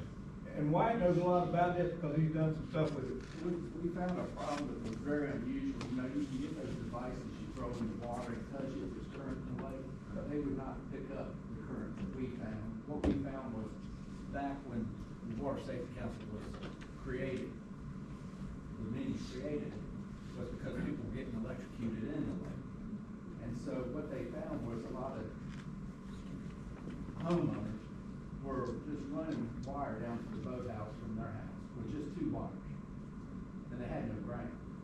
So they instituted to drive a local rod down there, and that's required now.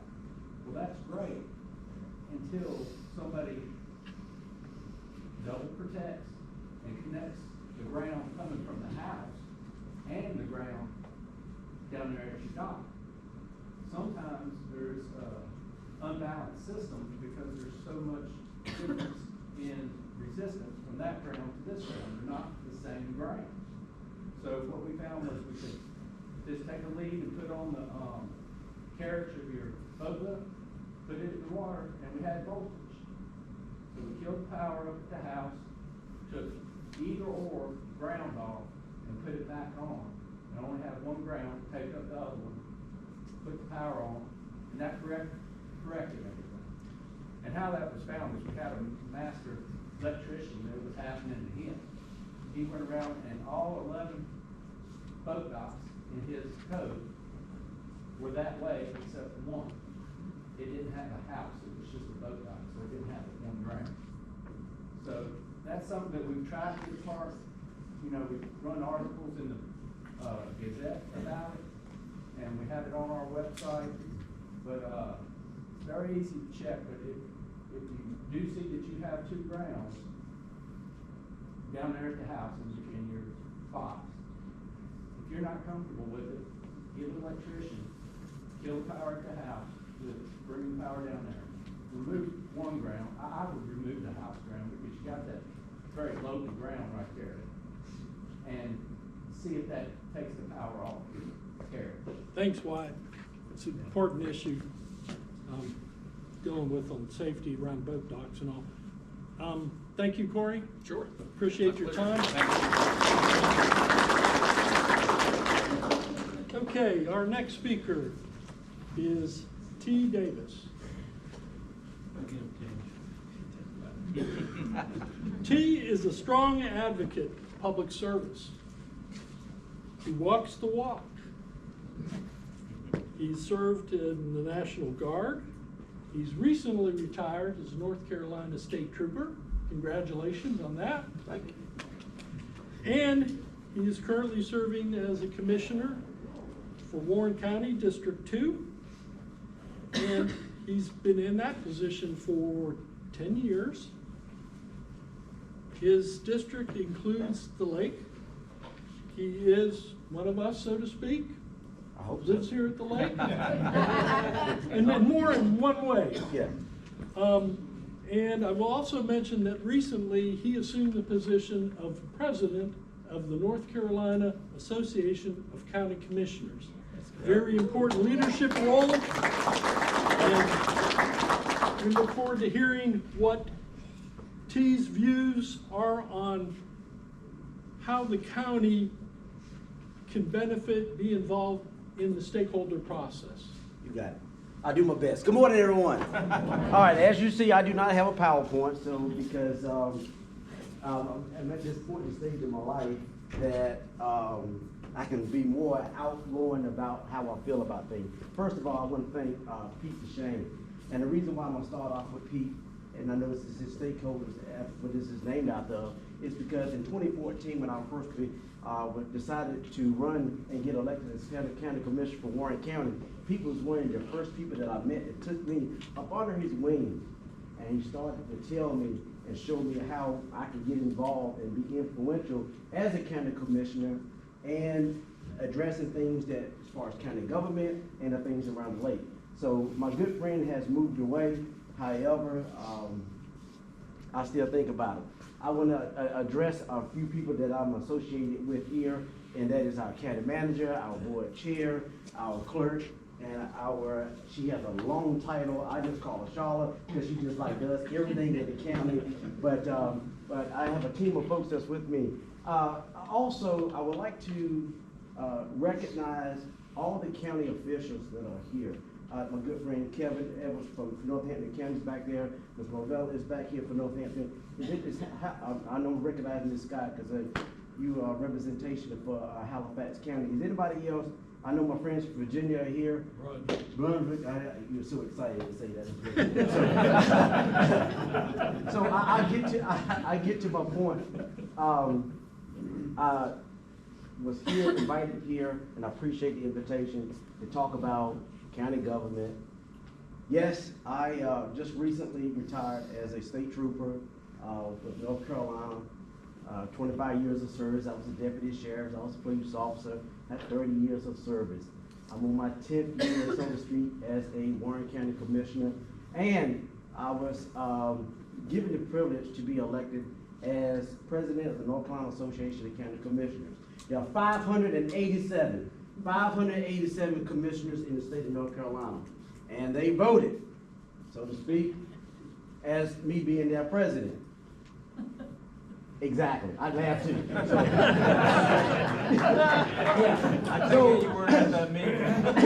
Somebody was missing at that meeting. I don't know how to vote count. But anyway, so let's talk about that. County government, 100 counties in North Carolina, 587 commissioners across the state who deal with local politics, local government, things that speak to the everyday lives of the people that we represent.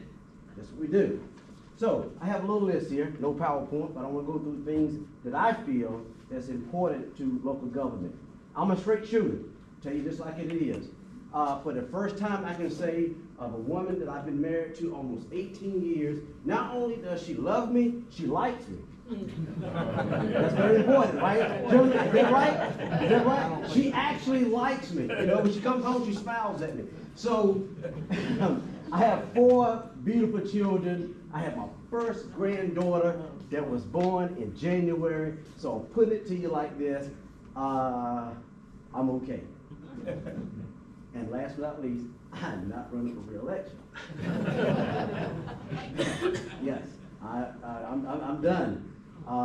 At this point in the stage in my life, I believe that there's new opportunities for new leaders to come on board and represent county government.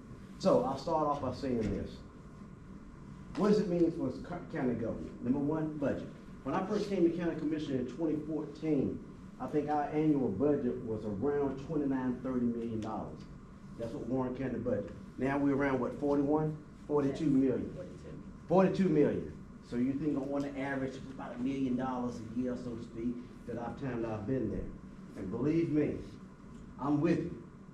That's your tax dollars. I like to consider myself a conservative Democrat. Don't beat me up for that. I ain't gonna get into politics, but that's what I am. I believe in being conservative about your funds. I believe in applying things where they should be, where we can. But what spoke to that growth? We always said, well, we like to think that all politics used to be local, but now it's national. And when it comes to that, meaning, hey, what is driving the cost of living? What is driving where we are as far as how we apply our tax dollars and how we speak to growth in our community?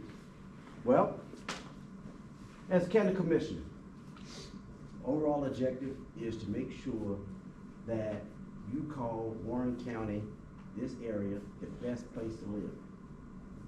I love Lake Gaston. I live right down the road there. This lake is an economic driver, but that's not the only thing that we should be looking at. We have the cost of our employees who do everyday jobs. When we talking about, we talk about education, we talk about safety and security, our law enforcement, we talk about DSS, we talk about our health department, we talk about all the things that we necessarily don't apply each and every day to our lives as far as bringing to them, we utilize them every day, but they're still in the background, they're running. Our county manager does a great job by using the resources that the county commissioners give her in order to ensure that county government thrives. Now, I'm gonna go to the state level just a little bit. That I see as a president of the association. These county commissioners, each and every day, we are grabbing for the same economic stability, the same driving force to make our communities better. How do we make ourselves more resourceful that businesses and people who come and want to live and establish themselves, pay their taxes, and then implement saying, hey, look, this is where I want to put my stake. This is where I want to live my life. This is where I want my family to grow and thrive. This is where I want my children to go to school. This is where I want them to go off to college and come back to. All of these things are very important. So what does it mean to be a county commissioner in order to do those things? Everybody wants it their way. Yeah. Everybody wants new businesses to come into their community, but don't put it beside me. Am I right? Yeah. It happens a lot. I want this business to come, however, I want it this way, that way, and that way. Ladies and gentlemen, I live in a house, well, at some point in time, I lived in a house with 3 beautiful daughters and a wife. I don't ever get it my way. Ever. However, we are interdependent upon each other on how we want to live our lives. I can sit here, stand before you right now, and tell you all the ups and downs when it comes to county government and how you want your lives to look as far as how we talk about your tax dollars and things of that nature. So I brought some backup. So I'm going to start off with Shaw. Shaw is our EDC director, and we look at how we're presented in the state of North Carolina as far as economic stability, and how we are basically attractive to people in the state, out of the state, around the country, out of the country, or whatever. COVID taught us a lot. Broadband infrastructure was one of the things. People learned that they are able to work from home. Also, you got other things that are impacting that. Telemedicine. All of these things are how we are connected to not only in Warren County, but the rest of the world.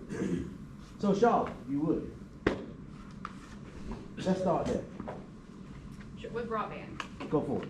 Sure. So, and the things I'm going to touch on with Commissioner Davis,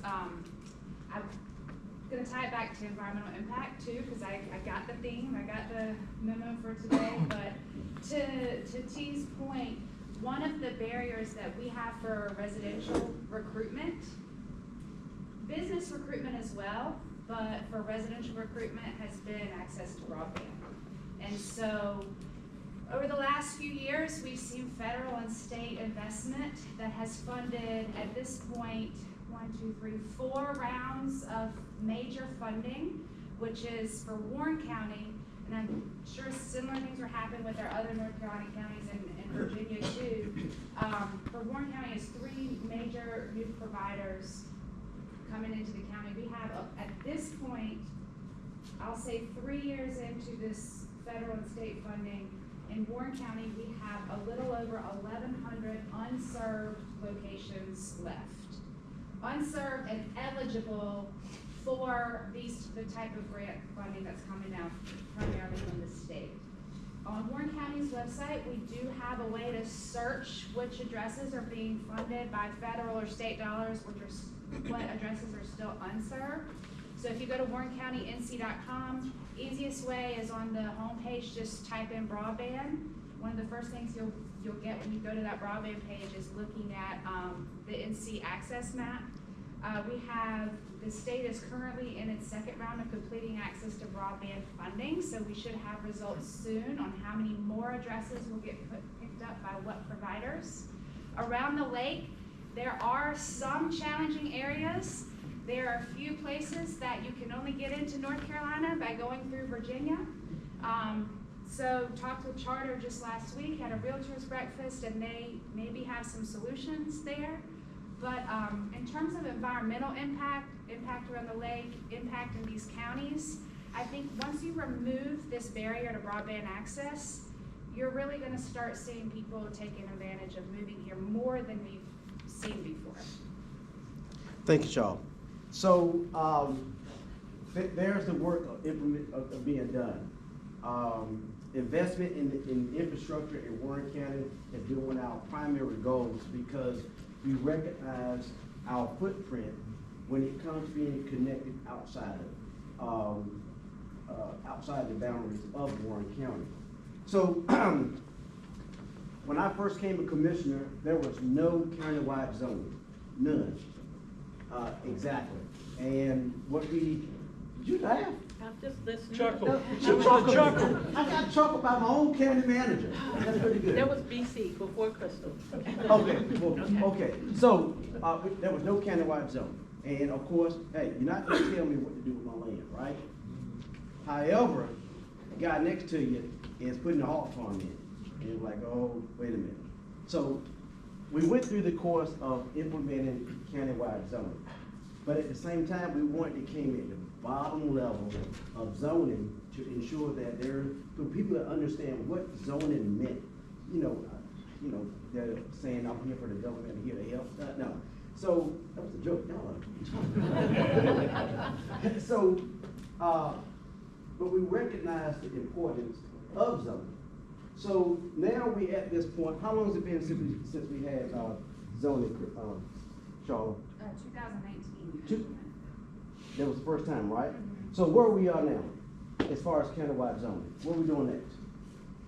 So we, with the support of the commissioners, recently approved for our planning and zoning department to do a total overhaul of our zoning ordinance and create a unified development ordinance, a UDO.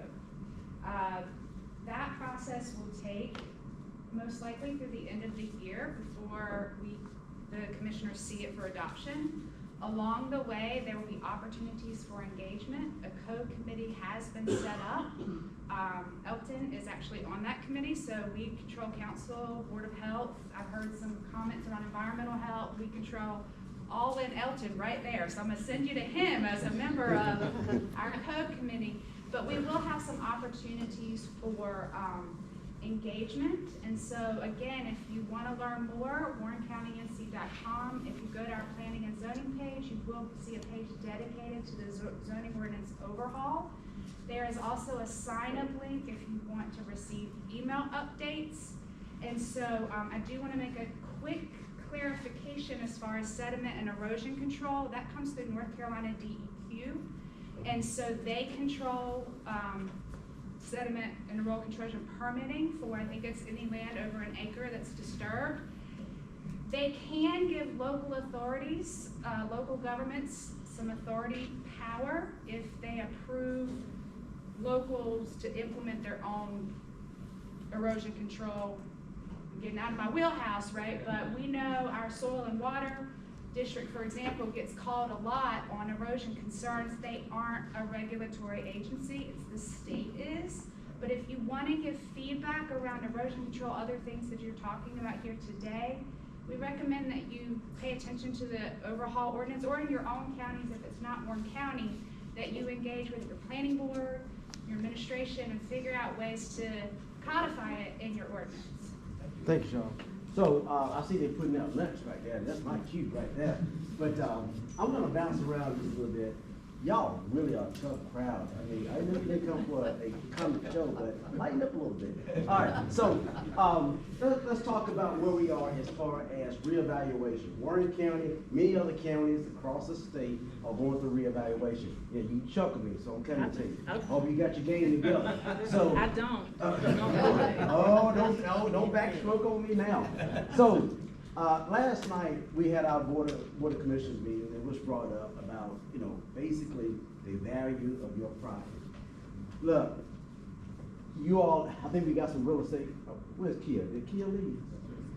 She stepped out, all right. I know we got some real estate people in here, you can speak to that. Look, we don't control the sale of your property, or who buys your property, and things of that nature. We're bound by law, but we have to do these reevaluations at least, for 8 years. So that's where we are. And the evaluations across the state, across the country, have been that way. What we account for as county commissioner is your tax rate. Warren County is 81 on 100. 81 on 100. Are we gonna try to get as close to revenue neutral as we can? Yes. However, I'm telling you, projected was 52 million. Yes. Our budget was 42 million. Now, there are a lot of things that comes into that.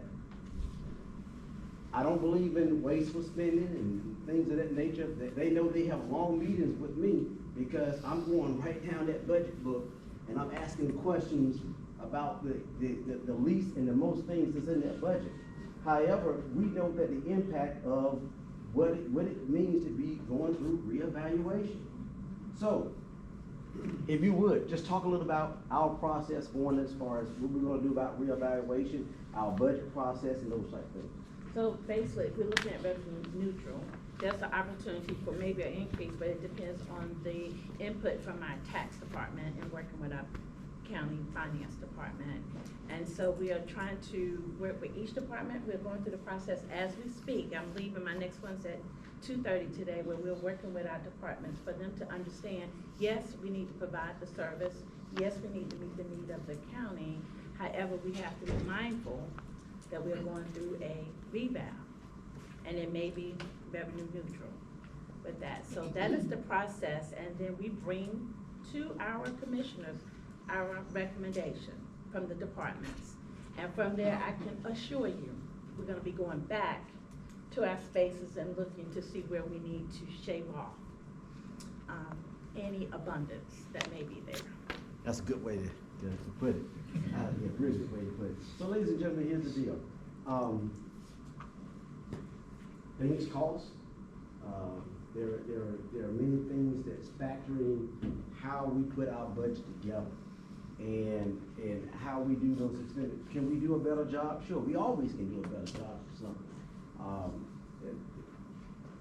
But when it comes to where we are as far as growth in Warren County and our partners that surround Warren County, you have to be mindful of how national issues, state issues, because if you're paying attention to the General Assembly now, there are a lot of bills that are being filed that's gonna hurt local government.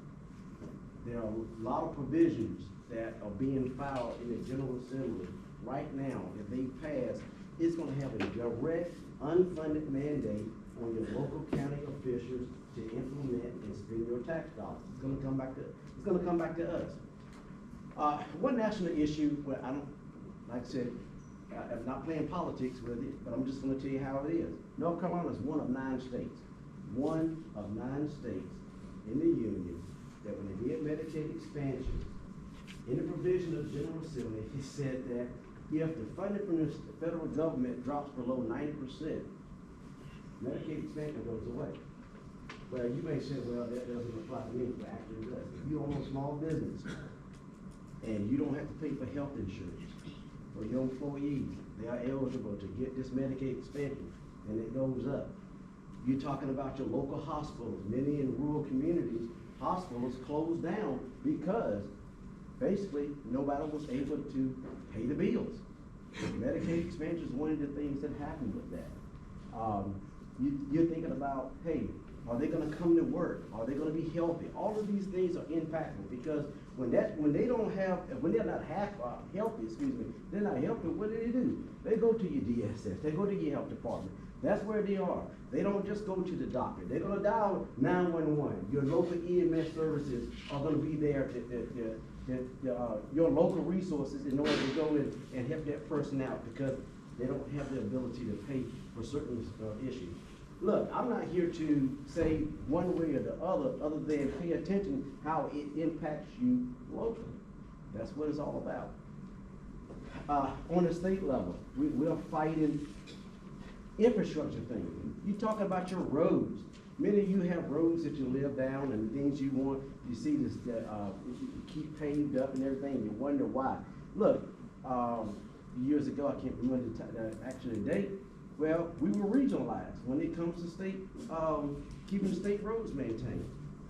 Now, I know roads in Warren County that were #1 on the list to be paved, went from 1 to like 400 and something in the state because we in this regionalized thing. You talking about when this used to be litter picked up across the state. All of these things are very impactful when it comes to our economy, our government, and how it relates to each other. I am going to, if my board chair, she has anything she wants to say before I conclude? Thank you, sir. Yes, I encourage you to write your state and federal delegates. Get their addresses, find out what the concerns are, and you write them and get your neighbor, get your commissioners to write. We need to let them know how we feel about what's going on. And then we want to get information into the community. We need to start communicating. Communicate with your commissioners. The best place to start is with your clerk. That's the representation in your county for your commissioners. Talk to them, let them know what you feel. You know, you voted for them, so now communicate. Keep that line of communication open and talk to your state and federal individuals because we're in this thing together. Thank you. Communication, open lines of communication. Now I'm gonna throw back a little bit here on the county participation in this group, this organization. All right, it's our fault. Warren County's good. We gotta check. No, Warren County's good. No, seriously, a weak spot in this organization in the last 10 years. I mean, you saw the line of hydrilla plummeting. You started to see Lingbia go up. But when that line of hydrilla started going down, population started going away, even Pete mentioned it in a meeting. He said, is it time now to disband, close this group down? The stakeholders, do we need the stakeholders? And that's about the time when we stopped seeing county representatives showing up and participating in this group. And I'm not picking on any one county, but one reason why we've gathered here today and provide this information is because we've got some county folks that don't understand the challenges that the lake environment faces. And it directly impacts the lake's economy. I mean, the economies of these counties. I mean, I think if you ask Charlotte, she knows the impact of Lake Gaston to the economy of Warren County. But we need that county participation for this group to thrive. Now, one last question. Commissioner Davis. Yes, sir. What does it mean to you, as a county elected official, participation in this group? Oh, it's huge. And I thank you for the question.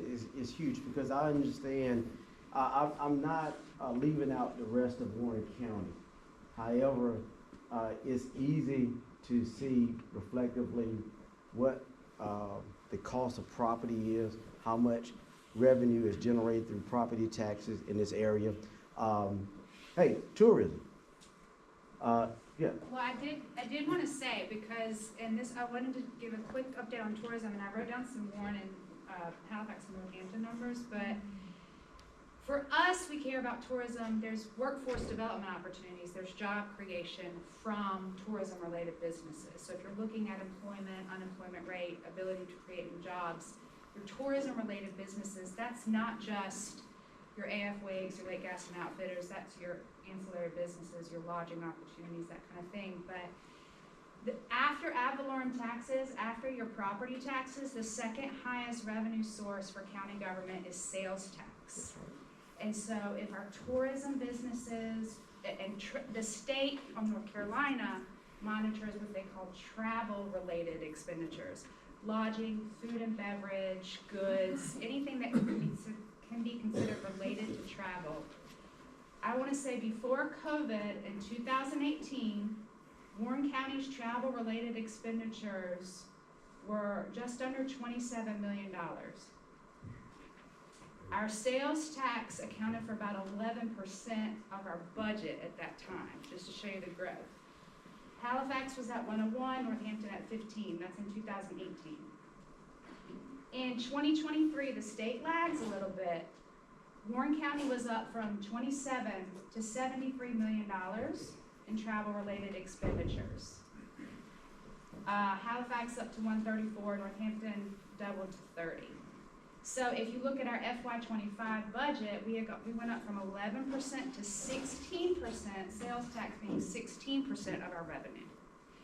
So as we look at revow, property taxes, and that kind of thing, if we are not seeing development, and it's not just industrial development, it is the ability to grow our small businesses, grow our tourism sector, have a lake that's safe, have places for people to hold tournaments and not turn them away.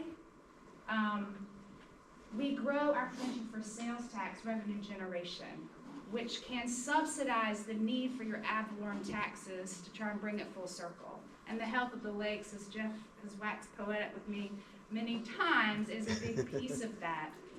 If Lake Gaston and Carr Lake, if their health is jeopardized, it will jeopardize our tourism revenue. Thank you, Charles. So to go back to answer your question, and the reason why I am so glad that county staff is here is because when I talk to you as the taxpayer, as the county citizen, and then we have these recognition of different committees and programs that go along, I'm able to foster the relationships of understanding on how to be a good government official for you, how to ensure that your government is actually working for you. And you take out all of the hoopla out of it, and you actually talk about real impactful things that make our community better. So yes, it's very important for me to be here. You know, like I said, meeting with Pete very early on, and many others that's here that I've had the opportunity to foster relationships with, I learned something. You know, a lot of times when we get elected, we automatically know A to Z. All right, that was another joke, okay? So, all right, yeah, so, but sometimes that's what's wrong with elected officials. They don't put themselves in the capacity to learn and foster the relationships of the professionals. And, you know, I lean on county staff a lot to give me the data, the things that I need to know, because I can get the parallel with things that you're telling me and how to make your community better. Is that good? And again, yes, sir. And again, county representation in this group is critical to its success. As a citizen of Warren County, as a property owner on Lake Gaston, how I give input into how the lake's managed, how it benefits the economy. It flows to my county commissioner. It flows to Dominion, who I hold a permit with. It flows to the weed council when I have concerns about invasive weeds on my shoreline. We've got that interrelationship, and the county representation in this group is critical to its success. Any other questions? Thanks for your time. Oh, Yes, ma'am.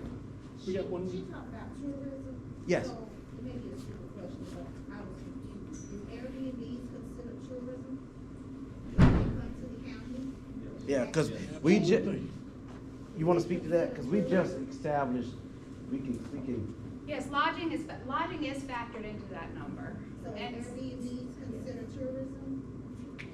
all short-term lodging, whether it's Airbnb or through VRBO, would be Yeah. a part of that industry. Because we just got occupancy tax. Yeah, done. Warren County, I think, is the last of the North Carolina counties to levy an occupancy tax. So we levied a tax officially July 1 of 5%.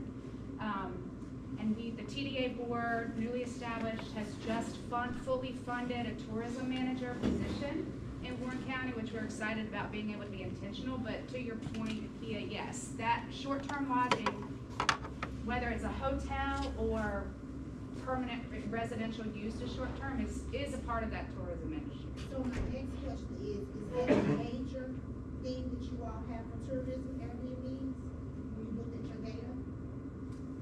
What's the question? What- Please repeat that. Could you stand up? Could you stand up, repeat that, please? Is Airbnbs, is that the number one thing for tourism when you looked at your data? Is it the number one? I have to pull the numbers that I read from each county. Lodging is one of the 5 things that they count as travel-related expenditures. So yes, it's a major part, and locally, counties' tourism money is funded through occupancy tax revenues that are collected on your short-term lodging, whether it's a franchise hotel, an Airbnb, a VRBO, or a private realty company taking reservations. We've got one more speaker to hit before lunchtime. Thank you. Commissioner Davis.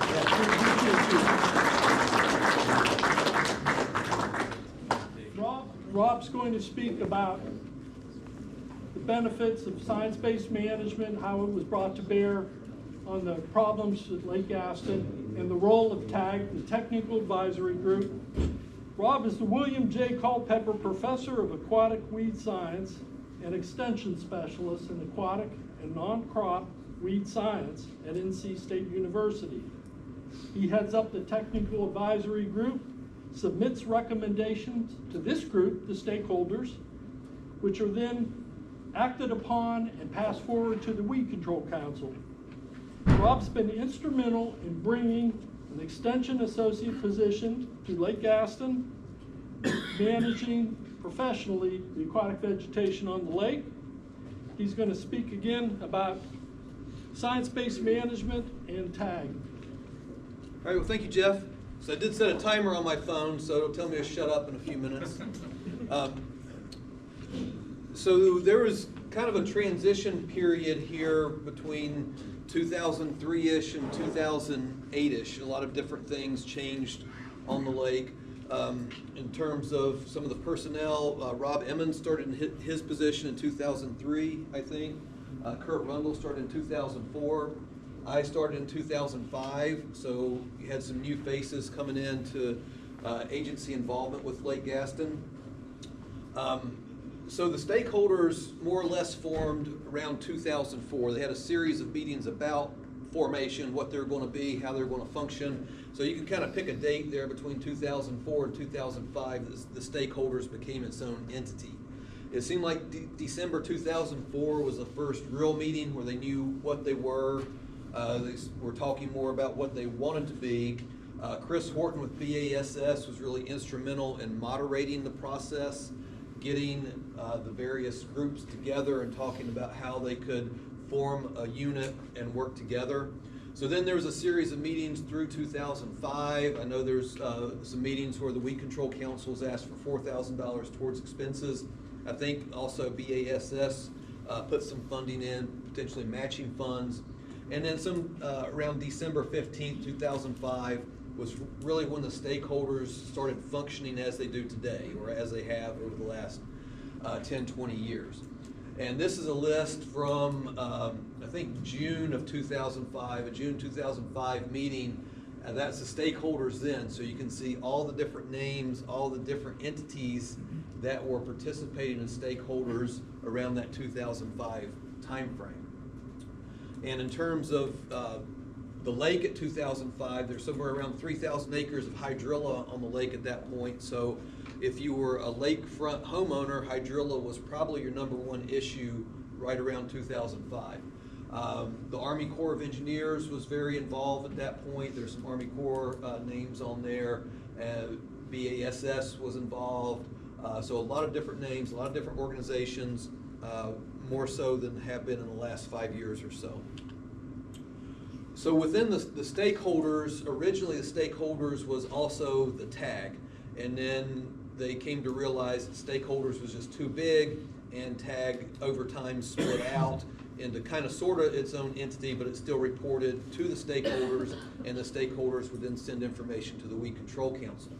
So you can go through some of the minutes where they stopped a stakeholders meeting, and what was identified as the TAG group would split off and go to a corner or whatever and talk, and then come back to the stakeholders. And then it eventually got to where the TAG met, and then stakeholders met, and then all that information would be relayed to the Weed Control Council. So you can see that evolve over that period of time from 2004 to 2008.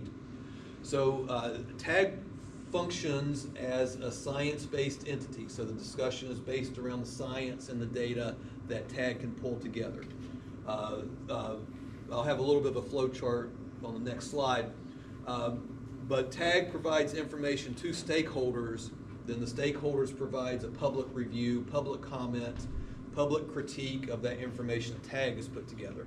So there have been times in the past where TAG has gone to stakeholders, and stakeholders has kicked back stuff to TAG for TAG to process again.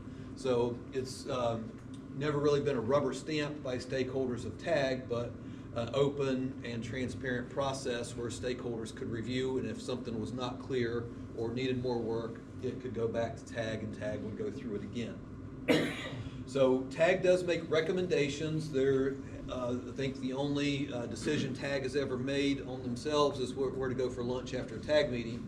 Everything else is passed to stakeholders as a recommendation for the stakeholders group to approve or disapprove. And there have been times in the past where there were TAG recommendations that stakeholders did not approve. So there was a previous science advisory group, which I did want to mention, which was led by Dr. Boyd Strain. Some of you may remember him. He was here up to 2006 and moved away from the lake around 2006. And then his effort at a science advisory group eventually became the TAG that was again within stakeholders. So here's on the right a TAG meeting from 2007 showing the members of TAG at that time. So you still see Corps of Engineers being involved, Wildlife Resources, John Madsen from Mississippi State, North Carolina Diener, which is now DEQ, Virginia Department of Game, NCSU, Virginia DEQ, Dominion, Virginia Tech, and then also some non-voting members who were there, BASS, CPRO, BASF, ANPC, who was the applicator at the time. So various entities that were there, and then Pete Deschenes would be there from stakeholders almost every year to observe and ask questions and be sure that TAG moved in the direction that was beneficial to stakeholders. On the left is a agenda for a technical advisory group meeting, just to show you some of the topics that would be discussed at the time.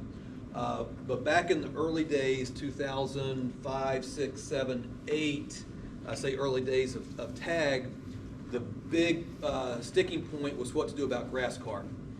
What was going to be the approach to grass carp, what would be recommendations about grass carp. So that was really the biggest issue that TAG had to wade through and try to come up with a cohesive plan on.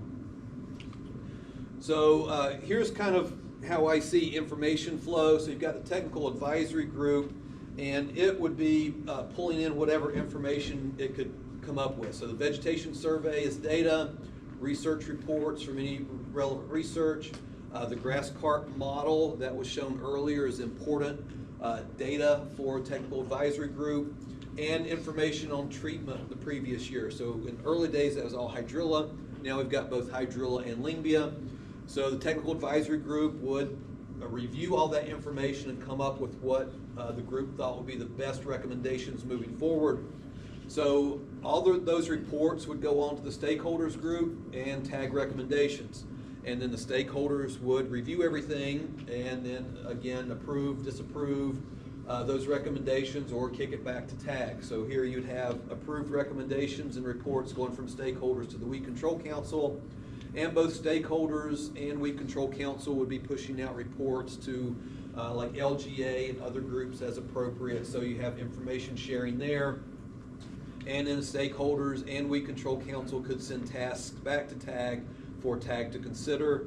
And around that 2005 to 2010, there were quite a few funded research projects, some from the Weed Control Council, some from outside, and those funded projects would feed back into the research reports and other things going back to tag. So that's kind of how the information flow has gone over time. I've got a few slides changing the subject a little bit, but just about incorporating science into this process. So science in general is study of the natural world through observation and experimentation. Reservoirs like Lake Gaston are very dynamic places, so you have a lot of changes year to year based on weather, water flow, everything else. So all that gives you new data each year that can be incorporated. So in the early days, TAG had to really define what the system parameters were for Lake Gaston. What should the natural state of the system be? If you're a reservoir with 3,000 acres of an invasive weed hydrilla, what should the natural state of Lake Gaston be? What would your target state be? You know, how do or how could weeds decrease ecosystem quality? What impacts might you see on game fish, for instance? How do weeds decrease human satisfaction? So that, you know, was pretty obvious in 2005 from complaints from recreators, homeowners, that sort of thing. And then how likely are new introductions? So if you get rid of one thing like hydrilla, how likely is it that something else might come in and take its place? And then what are the relevant details? So Lake Gaston does have drinking water pulled from it, so that has to be taken into account for management. In the upper sections, there may be some livestock consumption, but we also have to take into account plant identification. What are the desirable plants and what do we want from a desirable plant population? What are the weed species that are out there? How are the game fish responding to all the changes in plants and habitat? What do we want the game fish populations to be? Water quality, and again, the physical, environmental, and economic limitations that come into the reservoir. So all this comes into play for what management practices might or might not be appropriate. And for any reservoir water body, there's no silver bullet for management. Every management technique has pluses, every management technique has minuses, and these are all things that TAG would consider. So the more complex a system, the more dynamic it is and the more different factors you have to consider. So this is where TAG has tried to help and sort through some of this and provide streamlined management guidance. Now, in general, most water bodies are under-monitored. Lake Gaston probably has one of the best and most coherent vegetation monitoring platforms of any reservoir in the country because of the effort largely from the volunteers. So there's a large database of vegetation monitoring for Lake Gaston that doesn't exist for most of our other reservoirs. So it's a lot of historical data that we can look at and see how things have changed over time. So that's just a quick comment about the vegetation monitoring. So in general, with vegetation monitoring, we just want it to be repeatable. So you're directly comparing years to years. You're comparing apples to apples, not apples to oranges. So there are a lot of limitations to mapping. I'm not going to go through all these slides in detail, but on Lake Gaston, we use both sonar and point intercept, where you're pulling up plants and identifying the plants. So the sonar essentially tells you how much is down there, and the rake toss tells you what is down there. So you're getting both quantity and quality of what you have. And so the sonar can show you hot spots like you see up there, so the brighter the color will be more vegetation. And then when you combine the two, this is actually Roanoke Rapids. I'm showing this because it's got different species mixed together. So each different color there in Roanoke Rapids is a different species community, a different mix. So you can pull these types of maps out. Lake Gaston has been a little bit simpler in species mix for the most part, but you can see some mixed stands in Lake Gaston. But Roanoke Rapids is much more of a salad bowl, if you will, where there's a lot of different stuff growing in close proximity. So I'm just going to wrap it up here over the next minute or two, so flip through things pretty quickly. But you can get your density estimates on the plants. Again, the brighter the color, the more hydrilla you've got. And we also need to consider plant biology and link plant biology to management. So even good management techniques applied at the wrong time can be bad, and that's an important point with hydrilla. So hydrilla does produce what we call tubers and turions. So these are the real challenge to hydrilla management. Steve mentioned Brazilian Elodea earlier. Those plants are closely related. So this is hydrilla, and this is Brazilian Elodea. They look very closely alike. They're closely related. Brazilian Elodea does not produce any perennial propagules, so it's far easier to kill. So you can do a winter drawdown, and in theory, you could kill 100% of Brazilian Elodea with a winter drawdown if it's all exposed. But a winter drawdown has almost no impact on hydrilla because hydrilla senesces. It has the tubers in the sediment. So if you wanted to use a drawdown to control hydrilla, you'd probably need to do it around July 4th, sometime around that time period to interfere with hydrilla reproduction. So how many people want to do a July 4th drawdown, right? So that's an example of a management technique that's not politically feasible just because it would not work for the public. It's also bad from a game fish standpoint. So that's an option that you just have to take off the table because of the biology of hydrilla. So I'll just stop there. But if anybody has any questions, I'd be happy to try to answer any questions anybody might have. The value of tag to the process, to the stakeholders process. How could the stakeholders organization work effectively without that science component, bringing in the technical experts? Are you asking me, or? Well, would it work to not bring them in? Could it work? I think the model that Gaston has had for the last 15, 20 years has worked very well. So I think each lake reservoir system needs to come up with a model that works for them, and this system has worked. Now, you're at a point where maybe the stakeholders should function a little bit differently, but I think having the public transparency and being able to take the scientific studies and show them directly to the public once a year or whatever is very good for open communication and getting feedback.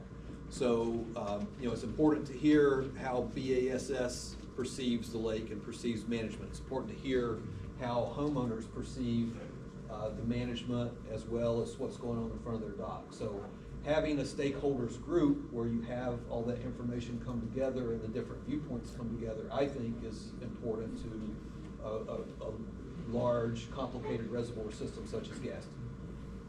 Can I add to that answer? What's that? Can I add to that answer? Sure. Since you pointed me out. It's your fault. There was a slide that was up earlier about how hydrilla had decreased and Olympia had increased. You had it in there, it's one of the best slides I've seen in a long time about the fact that a man-made reservoir is exactly that. It's not a natural system. It requires management in order to stay in balance. Those two things, as far as being invasive vegetation in the lake, are constantly changing. If you decrease one, the other one's liable to increase. Weather could change the fact. You can't take the science out of it. You just can't. Because these guys have the predictability and the tools to look at it and make decisions that you're guessing on otherwise. And guessing is not a good idea. I've seen it go bad. I was talking about with some of the biologists earlier, other lake systems in the state where they guess, and they're a nightmare. I'd rather swim in a septic tank. I mean, they're that bad. So, I believe Delegate Oxman had a question. I did, sort of related to the slide with the hydrilla. What caused that fall? Was it herbicide application? Was it grass carp? Was it gunblind bug? So there were two important things that really led to hydrilla going to where we've had it now for the last, 10-ish years, which is somewhere between 150 and 300 acres. So before that time period, the herbicide treatments would be rotated, mainly due to political pressure. So probably around 2004, 2005, some variation of the question, when is my cove getting treated, is one of the most frequently asked questions of you at that time, correct? And why is mine not? Yeah, why is my cove not being treated? When's my cove going to be treated? So to alleviate public pressure and concern, they would rotate treatments. So one of the things that we did early on was look at the impact of rotating treatments on hydrilla. So it turns out, because of hydrilla's ability to reproduce, and Rory can vouch for this, Rory did so much tuber sampling on gas and he moved halfway around the world to get away from it. What we found out is if you remove management, hydrilla replenishes those tubers at a rate that you lose somewhere between 2 to 3 years of your management input. So when you move herbicide treatment from Lizard Creek and put it somewhere else, unless you've really depleted the tuber bank in Lizard Creek, hydrilla grows back so much it replenishes the tuber bank past that lost year. So you lose money by doing that. So one of the things that the Weed Control Council did based on TAG stakeholders' recommendation was maintain herbicide treatments for several years in the coves to deplete the tuber bank. The other thing that happened around that time was a cohesive grass carp stocking strategy. So grass carp were originally stocked at 12.5 fish per acre for 2 or 3 years. The impact of that was observed and there was very little impact. The rate was raised to 15 fish per acre and then I think to 18.5 fish per acre. And finally at that 18.5 is where the hydrilla acreage really plummeted. So then essentially the grass carp stocking has remained at that same rate, which now means less fish out there because there's less hydrilla out there. And the herbicide treatments have maintained the consistency of treating certain areas for a period of time. Now we have so little hydrilla acreage that the herbicide treatments are not really on that plan anymore because we don't see, the tuber bank is not there to replenish. So those were the two big things that I think changed that got us to where we have very little hydrilla in the Lake Gaston system. Okay, thanks, Rob.